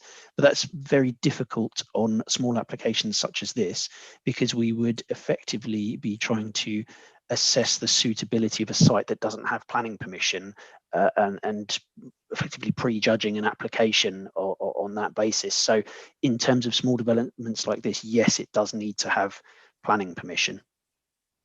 So just to come back on that, you mentioned when you were explaining the sort of the considerations, that there was another site that used to have extent planning permission, and was that for a similar development, bearing in mind obviously your caveat about not prejudging? I don't have my note for that one in front of me, but from memory, that site, the permission was granted in 1999, and I believe it was just for a single dwelling. So the permission would have expired 10, 15 years ago at least, and being a single dwelling, it wouldn't have been comparable to the 2 dwellings proposed here. Okay, thanks for that. Cheers, Chair. Thank you. No other councillor wishing to indicate to speak. I'll go back to Councillor Treloar, the proposer, and Councillor Martin, the seconder of the first proposal to refuse. And obviously, can you go with reasons of going against the officer's, just to clarify, going against the officer's recommendations, please? Yeah, so the first one I would say is that the apparent flood risk doesn't outweigh the wider sustainability benefits of developing that site. And I would also say that the overbearing is of significance enough as well, even though it's just one neighbouring property, affected so severely that the impact is so severe that it is completely unfair on those residents. Sorry, Councillor, could I just double check whether you're concerned about overbearing or overlooking, and which particular property it is you're concerned about? The one directly behind. Okay, well, 109. I guess so. Okay, yeah. and presumably it's overlooking as an issue. Would that be fair to say? Well, overlooking, but is overbearing, that's a material consideration, is it not? That the height of a property has an overbearing effect on the amenity of a neighbouring residence? Yes, it can do, although in this instance I'd be hesitant to take that particular reason to appeal or for the effect on that neighbour, because of the separation distances involved between the existing and the proposed dwellings. So happy to go with that if that's what councillors are after, but I wouldn't particularly feel strong defending that as a reason. Well, I mean, I just, knowing and having seen this particular property, it might be a large garden, but it's very much used. It is really part of people's sort of living space. Sure. I think in this particular, I do get that point, like that, maybe the separation, the distance between buildings, but you only have to see the neighbouring property to know that it's not just this sort of wasted space. That's it's very much would affect their amenity and ability to enjoy their property in the way that they do, and I think have done for many decades. Understood. Thank you. Would it perhaps be wise to have delegation to just agree the precise wording if the motion is carried? Yes. Yeah. Okay. Thank you. Excellent. Okay. Happy with that? Happy with that, councillors? Know what we're voting for? Okay. Excellent. Over to you. It's me, Jeff Mills, Chair. Yes. So, I was just about to pass over to you, Jeff. Yep. Thank you very much, Chairman. I'm ready to take the vote on the proposal and second put forward by Councillor Treloar and Councillor Martin. Councillor Brooke. Against. Councillor Collier. Against. Councillor Field. Against. Councillor Fuller. For. Councillor Goddard. Against. Councillor Mrs Hollinsby. Against, sorry. Councillor Nicola Keane. For. Councillor Jim Martin. For. Councillor Phillip Martin. Against. Councillor Mead. For. Councillor Mayers. For. Councillor Treloar. For.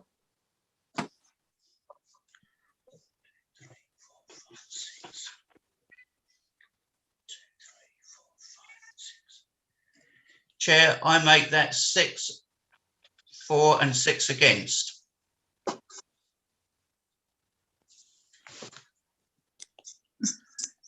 Thank you, Jeff. I'll stand by my original decision and against. Okay, thank you.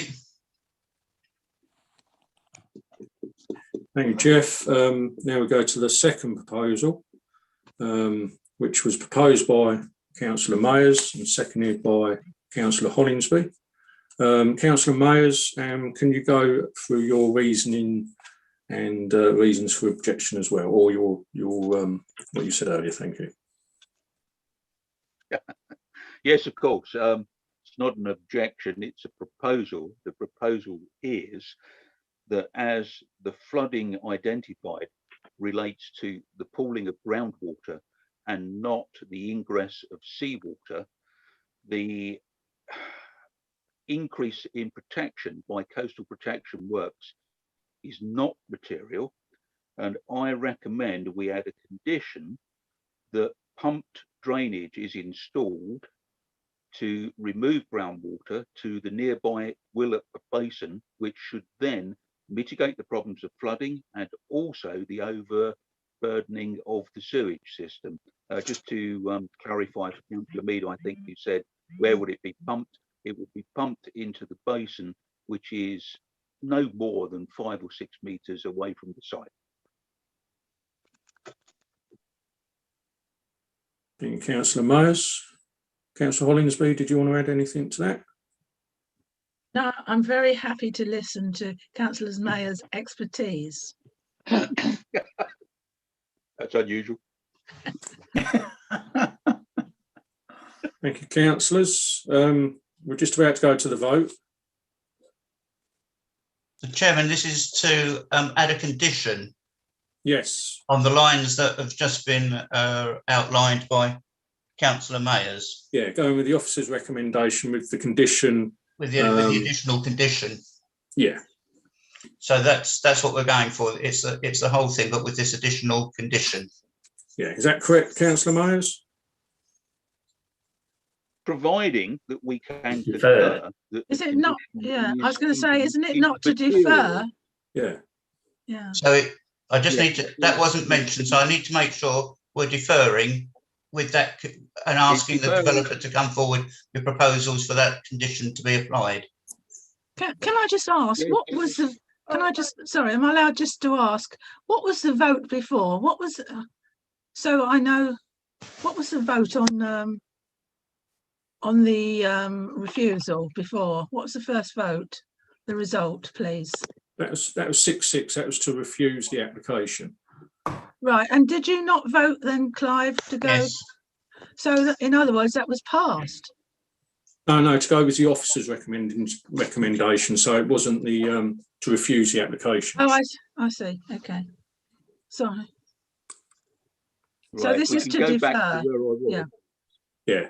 Sorry, I think is- what's this throwing is to everybody out defer. was Councillor Mayer's adding that in his internet support, and he sort of cut out. So this is to defer, to go back to the applicant to ask about the condition that Councillor Mayer said. Is that correct? Yeah. Okay, Councillor. Okay, over to you, Mr. Miles. Thank you, Chair. I'm ready to take the vote when you're ready, Chair. Yeah, thank you. Thank you, Chairman. Councillor Brooke. For. Councillor Collier. For. Councillor Field. For. Councillor Fuller. Abstain. Abstain. Councillor Goddard. For. Councillor Mrs. Hollingsby. For. Councillor Keane. Abstain. Thank you. Councillor Jim Martin. Abstain. Councillor Phillip Martin. For. Councillor Mead. Abstain. Councillor Mayers. For. And Councillor Treloar. Against.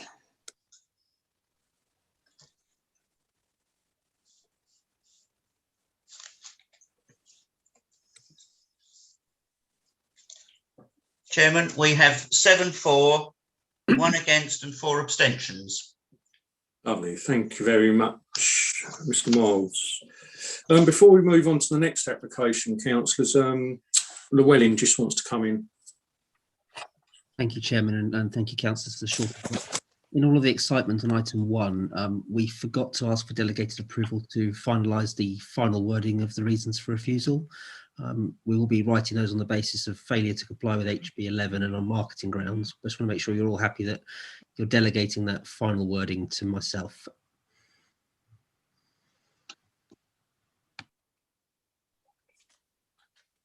Excellent. Thank you, Llewellyn. Looks like we gave you the thumbs up. Excellent. Moving on to item 3, Y190071FH, Smith's Medical UK, Boundary Road, Hive. And good evening, Miss Hawthorne. Over to you. Thank you, Chair. We'll just wait for the presentation to come up on the screen and then I'll start.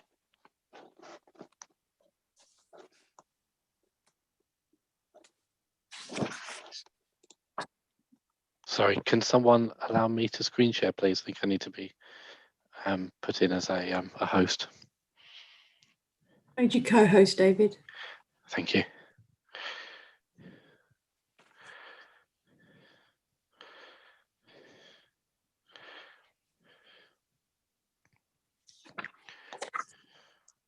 Great, thank you. So a little bit of an update on this application, as since the preparation of the committee report and the PowerPoint presentation slides, the applicant has revised the description of development to remove access as a detailed matter at outline stage. Therefore, this application seeks outline planning permission for the redevelopment of the former Smith's Medical site for up to 97 dwellings, up to 153 metres squared of office space, and up to a 66-bed care home, with all matters reserved for future consideration. Therefore, at this stage, the principle of development is the only matter for consideration. Matters such as access, layout, scale, appearance and landscaping would be considered at reserved matter stage if outline planning permission is granted. This slide on the screen shows the extent of the application site outlined in the black line and hatched. Next slide, please. This is an aerial image of the application site outlined in red. Fort Road runs along the part of the western boundary of the site, with Boundary Road running along the northern boundary of the site, and Range Road is located to the southeastern boundary of the site. Next slide, please. This shows a view of the site prior to demolition works from Fort Road. Next slide, please. This is an image showing another view of the northwestern part of the site from Fort Road, and you can see the residential properties beyond. Next slide, please. This is a view of the site from the junction of Fort Road and Boundary Road, and you can see the site just beyond the railings. Next slide, please. Another view of the site in the former Smith's Medical Centre, taken from Boundary Road, looking west, with some residential properties to the right of that image. Next slide, please. This drawing illustrates the proposed site plan, which is indicative at this stage, but it shows what the layout of dwellings, office, care home and access could look like within the site. Next slide, please. Again, this is an indicative plan to indicate how the site could accommodate the 97 dwellings, the office space and the 66-bed care home. The care home is coloured in purple towards the right hand of the image. The office space would be located at ground floor of the apartment blocks, which are the lighter pink. And then all other buildings are different house types proposed. But as mentioned, this is indicative at this stage. Next slide, please. This is an illustration of what house type A could look like. It would have a garage or carport to the ground floor and accommodation on the first and second floor. Next slide, please. This is an indicative design of house type B. Next slide, please. House type C, which includes garage or carport to the ground floor again. Next slide, please. This is house type D proposed as an indicative drawing. Next slide, please. This is block type E, which would be apartments and would also include office space to the ground floor with some car parking and cycle storage as well. Next slide, please. This is block type E1, again an apartment block with parking and cycle storage located on the ground floor. Next slide, please. This is an indicative plan showing the care home elevations and shows how it might look within the site. Next slide, please. These are street sign elevations for the proposal as currently submitted in indicative form. The application is designated within policy UA 13 of the local plan for mixed use development. The proposal would therefore result in acceptable mixed use development on the site, broadly in accordance with the aims of the allocation.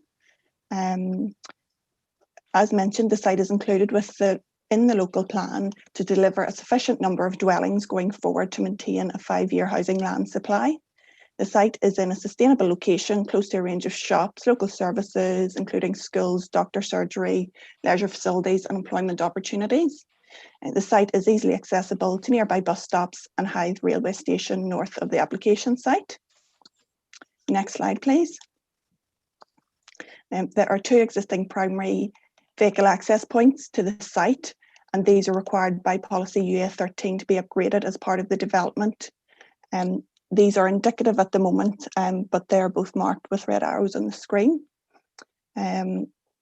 So one access point would be from Fort Road on the western boundary of the site, and a further access onto Range Road to the southeastern boundary of the site.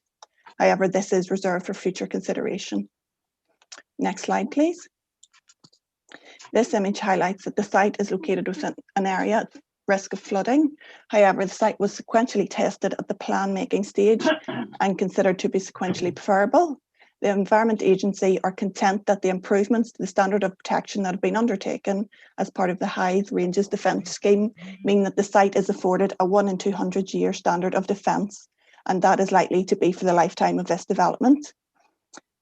Therefore, it is considered that the development is acceptable subject to conditions outlined within the committee report, as it passes the exception test due to the wider sustainability benefits, and that the development can be made safe for the lifetime.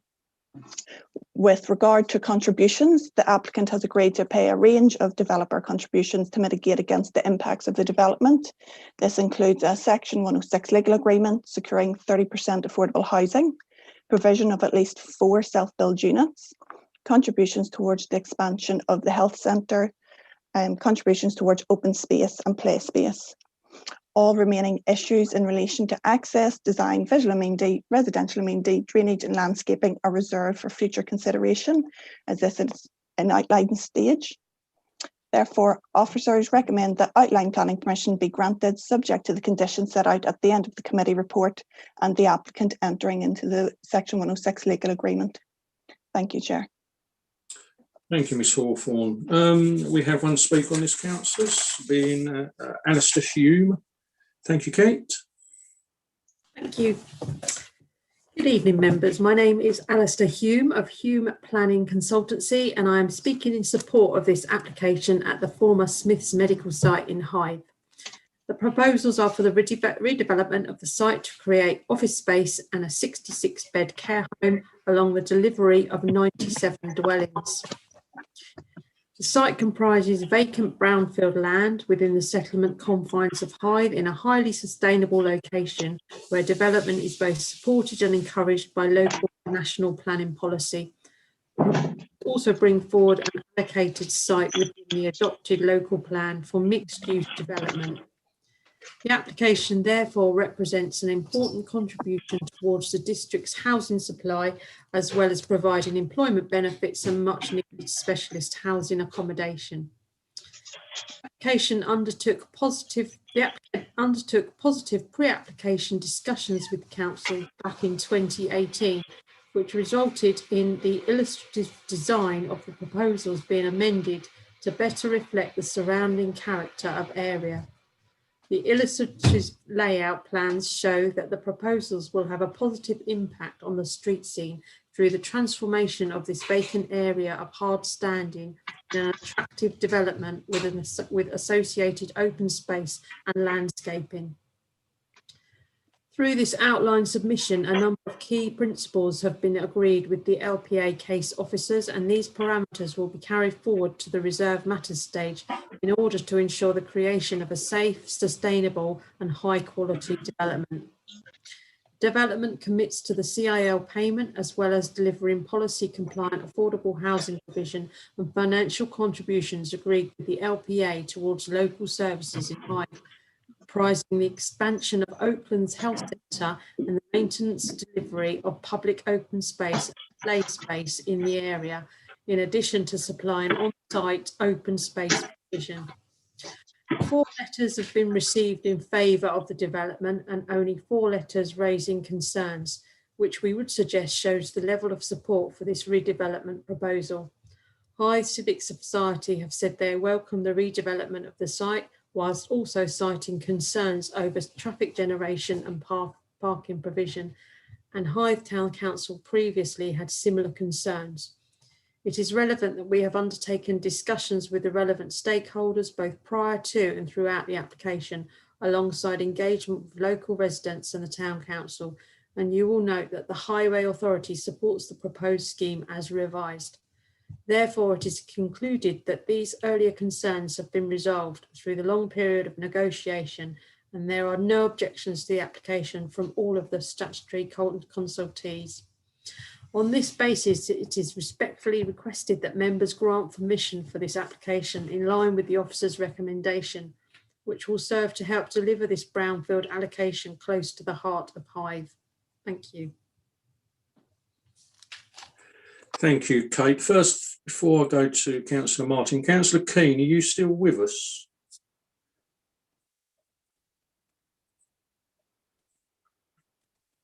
Councillor Keane?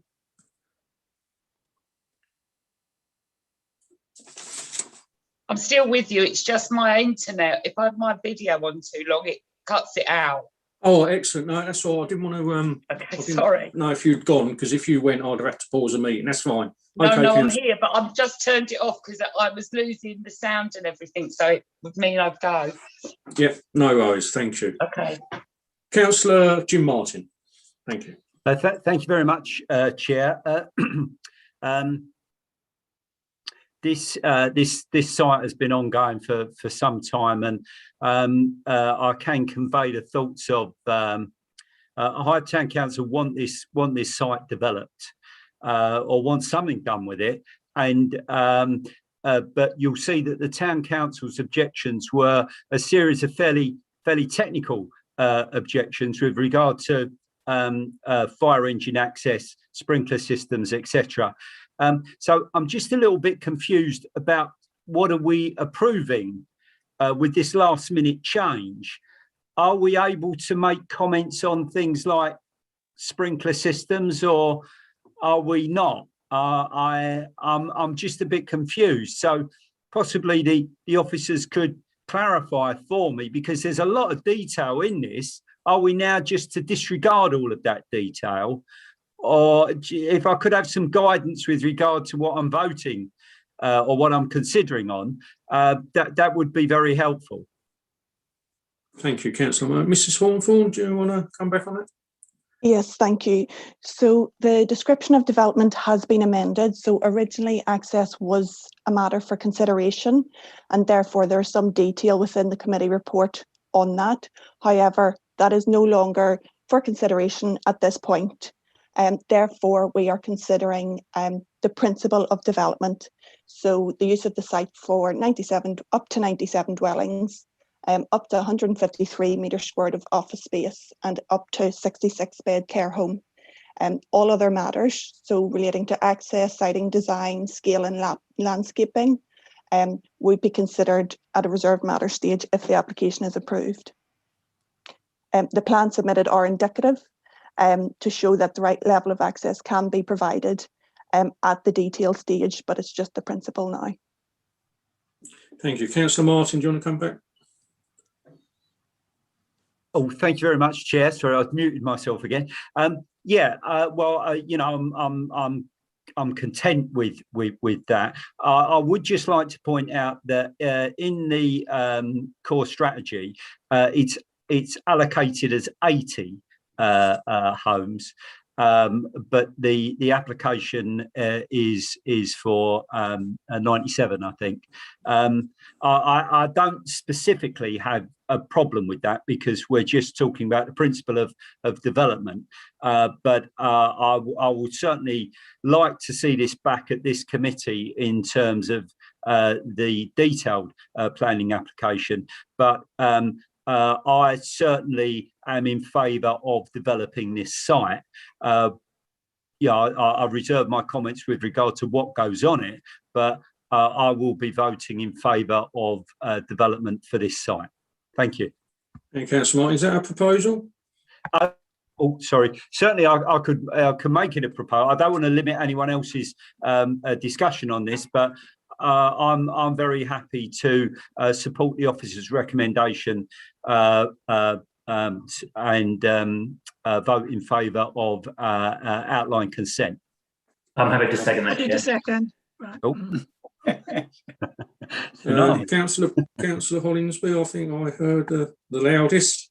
Okay, councillors, yeah, just before I move on to the next speaker, obviously it is what it says on the outline planning application for the redevelopment of the former Smith's Medical site for up to 97 dwellings, Class 3, up to 753 square metres of offices, Class B1, and up to 66 bed home, care home, Class C2, with all matters reserved for future consideration. So basically, that's all we're looking at tonight.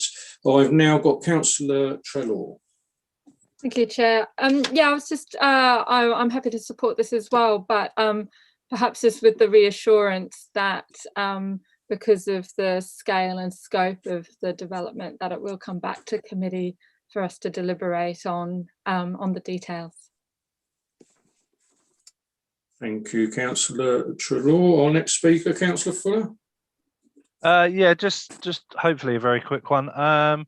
Just looking at the policy UA13, it also mentions 2,000 square meters worth of office space, whereas this is only delivering about 150. And obviously, so yes, there's a 17 extra homes. What I would like a rough idea of, which may be difficult for officers to do just off the top of their head, but do we know roughly what square meterage we would be looking at as an indicative figure for the care home, just so we can sort of get a feel for whether or not this is effectively just moving a bit less, a bit more to homes and a bit less to office. But other than that, I'm quite happy. Mrs Hawthorne, can you answer the care home one? Do we have that information? Thank you. I don't have the exact square footage of the care home to hand. However, I do note your point, the proposed business commercial element of the site falls slightly short of the policy requirement for employment. However, the care home would contribute to the overall employment gained on the site, and therefore this would offset the shortfall in commercial floor space for the proposed B1 and B8 uses. Sorry, just coming back to that, that wasn't actually a concern I was raising. What I was actually more focused on was just making sure that the balance of square footage, shall we say, would be roughly equal, so that we wouldn't end up in a position where we were overdeveloping the site in terms of the footprint of what's there. That was more my concern. But I take your point about the business thing. I'll remember that one. Thank you, Councillor Mead. Thank you, Chair. I've just got two short questions, if I may. Being that we're just going forward whether this site can be developed or not, just ask the officers whether that means that the Ministry of Defence objection regarding security are overlooking at the ranges and also the noise issues would no longer hold. And the second question I've got comes under the strategy in page 88, and I know this is to do with the housing strategy, but obviously this will tie in as we go on a little bit later. And it's talking about the affordable housing. I'm very, very happy to see that there's 30% and there's been no quibble this time. That's really, really good. But I'm very concerned about the wording sort of proposed within the development cause concern and the viability of one affordable unit in a block with marketable units unless they have a sole access point into the unit. Am I right in saying that the affordable people shouldn't be using the same entrance as the people with the normal marketable? Am I reading that correctly? So two questions there, please. Mrs Hawthorne. Thank you. Yes, to address your first point, neighbour and amenity of future residents is considered within the report section 7.63 to 7.69, and these matters will be considered in further detail at reserved matter stage if permission is approved. A detailed assessment would be made of the relationship with the proposed dwellings in relation to light outlook, privacy, and also then those noise concerns with the ranges. Just can I seek some clarification on the second point made? You read a statement there. Can you just point me to where that came from or clarify it again, please? Yes, certainly. It's on page 88 of our paperwork under the housing strategy. It talks about the 30% online delivery and saying that basically if an affordable unit was to put into a block with the marketable units, obviously at normal price, it shouldn't be done unless they have a sole access point into the unit. I'd just like clarity on that going forward, please, because this will come up later. Yes, so as mentioned, matters such as design, layout are reserved for future consideration.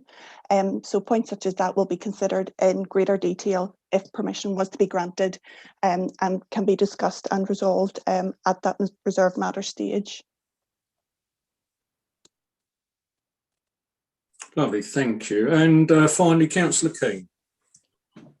Thanks, Chair. Two things I'm concerned about is one, the statement by Kent Fire and Rescue Services objecting because the access to the site for its services are inadequate. That is a big concern for me. But also further down, the impact it's going to have on county services, primary schools, secondary schools, etc., etc. How will those be mitigated, especially the Kent Fire and Rescue Service statement?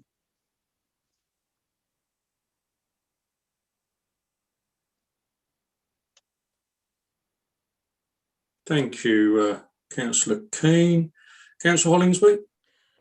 Yeah, I just wanted to mention really the car parking. It talks about 1 space per unit and 0.2 for visitors. And I suppose really this is probably one of the most sustainable sites in terms of amenities. So it's a site that we can actually look at in terms of parking generally, I would have thought. But I know that will be considered at the design stage. Yes, that's right, Councillor Hollingsby. Excellent. No other councillor indicating to speak. I have one proposal, Councillor Jim Martin, seconded by Councillor Hollingsby, to go with the officer's recommendation of the outline planning permission. Over to you, Mr. Miles. Hey, Chairman, can I just clarify something? Are we including that the details come back to this committee, or is that a given? Llewellyn, can you help us out? I think it will come back, won't it? It would depend on what is submitted by the applicants, because of course reserved matters could come back at any different stages and levels. You could have an application for a single piece of open space, which probably would not be the best use of this committee's time, perhaps. I would suggest if it's a major significant part of this, then I would normally be elevating it under my discretion to planning committee in the future, yes. But no, that doesn't need to be part of the recommendation, I wouldn't urge. Yep, happy with that, Councillor Martin. Councillor Hollingsby? Yes. Very happy. Thank you for that clarification. In which case, votes in Councillor Brooke, please. For. Councillor Collier. For. Councillor Field. For. And Councillor Fuller. For. Councillor Goddard. For. Councillor Mrs. Hollingsby. For. Councillor Mrs. Keane. Against. Against. Thank you. Councillor Jim Martin. For. Councillor Phillip Martin. For. Councillor Jackie Mead. Against. Councillor Ian Mayers. For. And Councillor Treloar. For.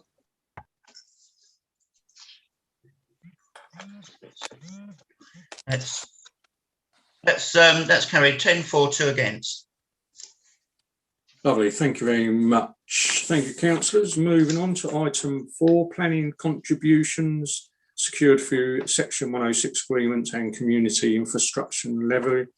You've seen this in your report. Llewellyn, do you want to comment? I think we have Mrs. Patching on tonight to take members through. Oh, excellent. Sorry, I'll have Miss Patching on the next 2, not on this one. Okay, sorry, apologies. Lisette, good evening. Hello, can you hear me okay? Hello? Hello, yes, good evening, Yeah, Miss Patching. You can hear Go me. ahead, Yep. item 4. Lovely, Yep, thank you. okay. Right, this is a report for members to receive a note regarding the planning contributions secured through Section 106 agreements and the community infrastructure levy. As members will be aware, some planning decisions are subject to legal agreements requiring financial contributions, and some developments for which planning permissions granted are now also subject to the community infrastructure levy. As part of a previous East Kent audit, there was a recommendation that planning obligations that involve financial contributions should be reported to members on an annual basis through the Planning and Licensing Committee. And following the introduction of the community infrastructure levy, the reports to committee now also include the SIL contributions.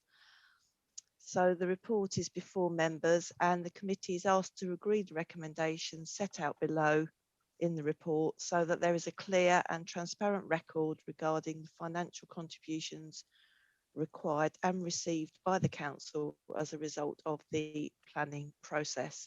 So members are asked to receive and note the report and the appendices. Thank you, Chairman. Thank you, Ms. Patchin. Members, is that noted, received? Everybody happy? Yep, that's thumbs up. Sorry, can I? Go. Yeah, sorry, Councillor Hollingsby. I just wanted to say a very comprehensive report, makes a very interesting read as well, and certainly we seem to be dealing with the receipts and payments quite well. We do. I was just looking on. I think it is on appendix or 2.2. We obviously do hold quite a substantial sum. I mean, it's clearly set out what that's for. One question I was going to ask Ms. Patchin is. There is funding held for the new Romney hub, and we certainly look forward to that moving ahead. It's taking some time, but hopefully we will get there. Is there any time limit on holding the amounts, and if so, what happens if that time limit runs out? There is a time, well, it depends on the individual, with regard to section 106 contributions, it depends on the individual clauses in the legal agreements. Where possible, we do try and avoid having time limits in, but sometimes developers require time limits for repayments, but these are monitored.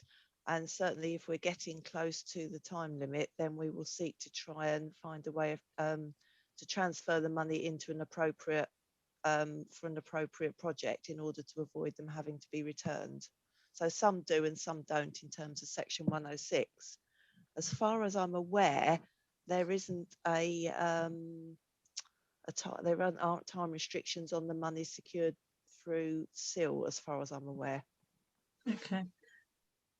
Thank you very much. I mean, it is a very comprehensive report and very interesting reading, and it's good that we've got it.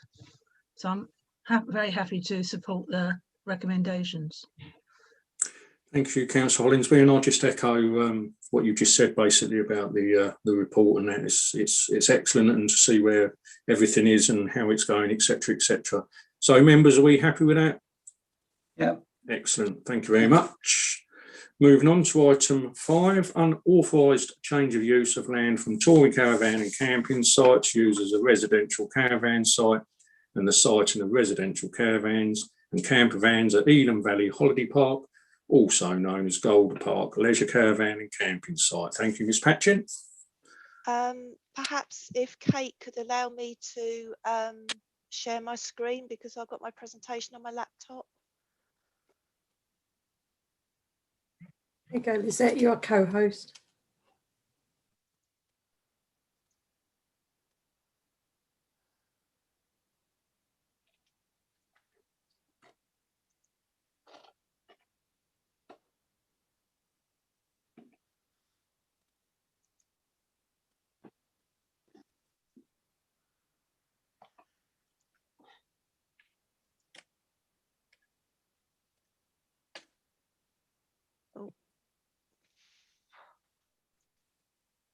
Can everybody see that okay now?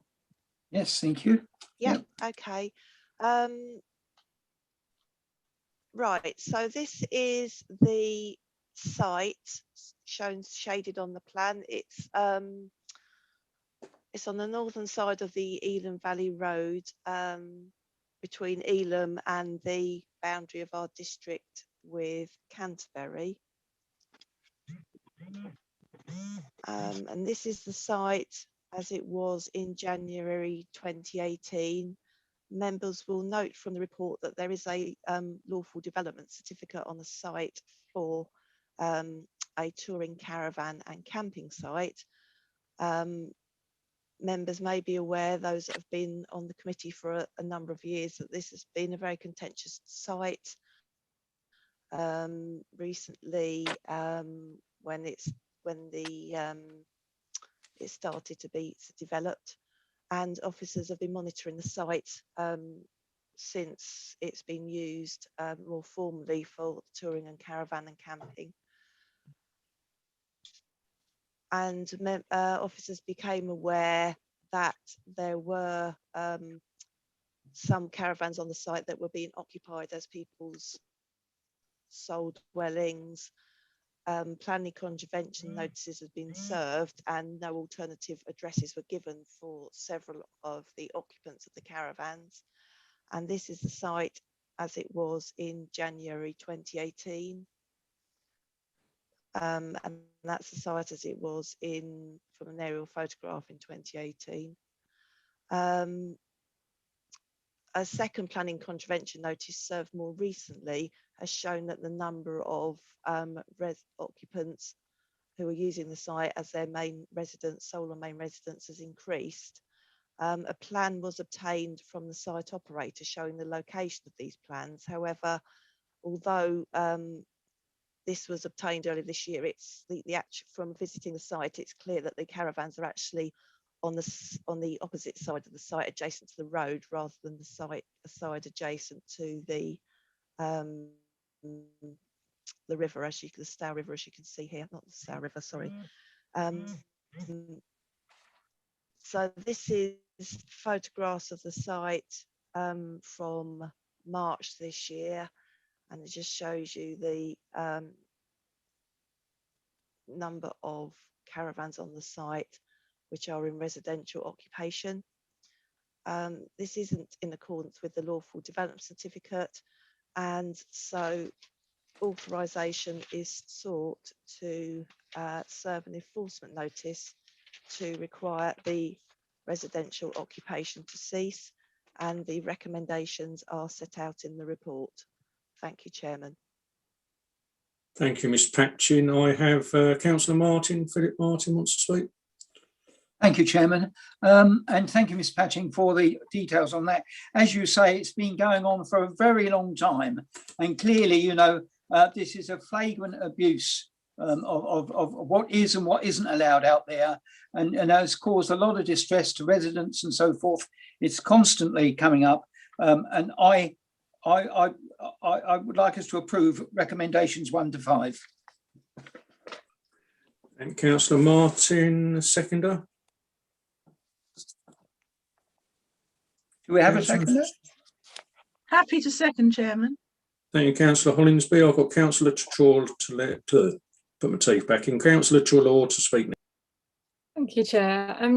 I appreciate the need to to have these restrictions on sites like this. I'm just very mindful that whether the increase over the past year is due to people becoming otherwise homeless, and I know that's not necessarily a matter within this framework, but whether that increase is because of that, and the enforcement of this may indeed make people homeless. I'm just trying to think of the context of it, but I do appreciate the report and the officers need to enforce this. Thank you, Councillor. Now I have a councillor indicating to speak. I have one proposed by Councillor Martin, seconded by Councillor Hollingsby, to go with the officer's recommendation 1 to 5. Over to you, Mr Miles. Thank you, Chairman. Councillor Brooke. 4. Councillor Collier. 4.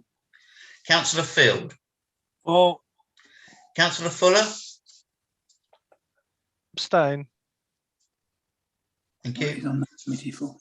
Councillor Goddard. 4. I heard that. Councillor Hollingsby.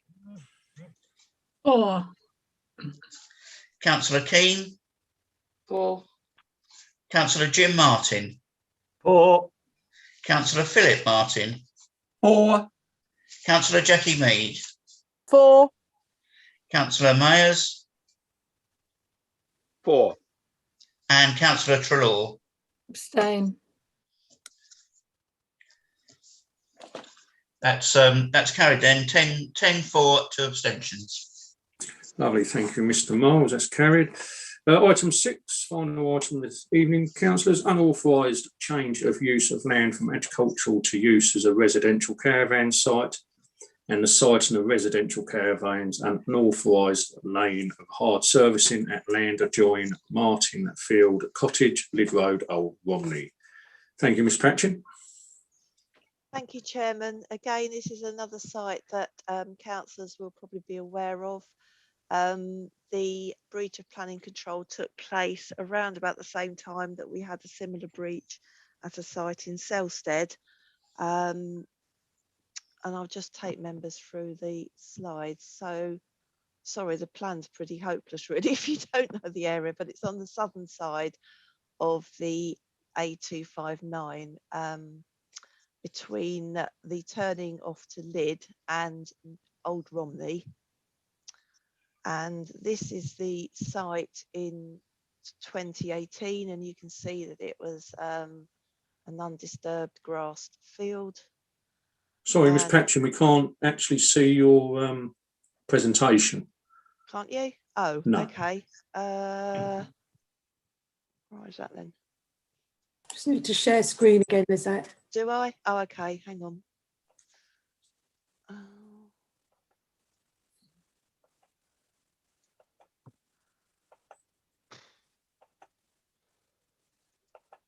Excellent, that's it. Well done, thank you. Right, sorry. Okay, so this so this is the site. This is the site on the southern side of the A259. This is an aerial photograph of the site in 2018. This is it here, and you can see it's an undisturbed grass field.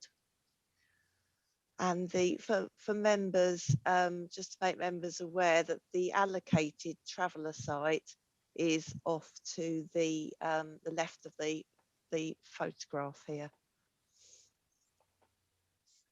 And so this is what's taken place on the site. So the following photographs, a couple of photographs are from August last year. So this is the entrance, and these are the mobile homes which were on the site in August.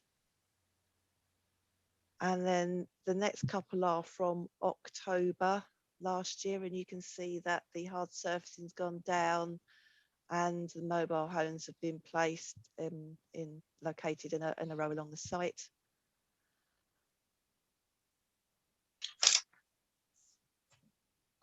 And then members may recall that we had some very strong winds back in October last year, which damaged several of the mobile homes on the site.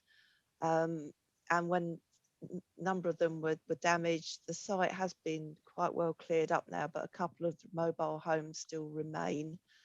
And when I visited this, and I drove past the site last week, there are actually only 2 on the site now. We did have a planning application in that was submitted in the autumn of last year for use of the site as a traveller site. However, the application was invalid despite numerous requests. The required information to make the application valid wasn't submitted, and eventually earlier this year the application was withdrawn and the fee refunded.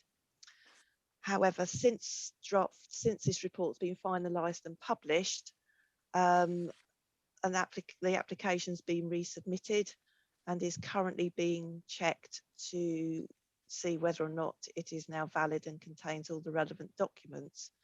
So in light of that, as an addition to the recommendations on the report, I'm proposing to members, I'm recommending that a 6th recommendation is added, that if the recently submitted planning application is valid, that no enforcement action is taken, no notice is served until the application's been determined, and that an enforcement notice is not served in the event that planning permission is granted. And the reason for that recommendation is that government guidance is that it's best practice not to take enforcement action where you've got a current valid planning application, because obviously there's no guarantee of the outcome of a planning application, even though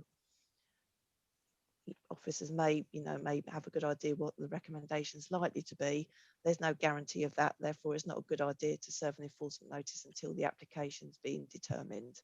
So that would be an additional recommendation, which I'm proposing that members accept in accordance with the recommendation set out in the report. Thank you. Thank you, Ms Patchin. I've got Councillor Jim Martin. Thank you, Chair. I've driven past this site many times, and I can concur with everything that Ms Patchin has said. And I move to accept the officer's recommendations, including the additional recommendation suggested by Ms Patchin. And Councillor Martin, seconder. Happy to second. Councillor Fuller, and that moves you to speak, Councillor Fuller. That was the only reason I was going to speak, to be honest. Excellent. No worries. There we go. No other councillor indicating to speak. In that case, we have one proposal. Councillor Martin proposed, seconded by Councillor Fuller, to go with the officer's recommendation with the added condition. Also, over to you, Mr Miles. Thank you, Chairman. Councillor Brooke. For. Councillor Collier. For. Councillor Field. For. Councillor Fuller. For. Councillor Goddard. Councillor Goddard. Press the wrong button. For. Thank you, Chairman. Councillor and Mrs Hollingsby. For. Councillor Keane. For. Councillor Jim Martin. For. Councillor Phillip Martin. For. Councillor Jackie Mead. For. Councillor Ian Mayers. Against. Against. And Councillor Treloar. For. That's 11-1-4, Chairman. Lovely. Thank you, Jeff. And that's the final bit of business tonight. Thank you, councillors, for debates and this evening. Thank you, team, Kate, Jeff, Llewellyn and Lisette. Excellent. Wish you all the best.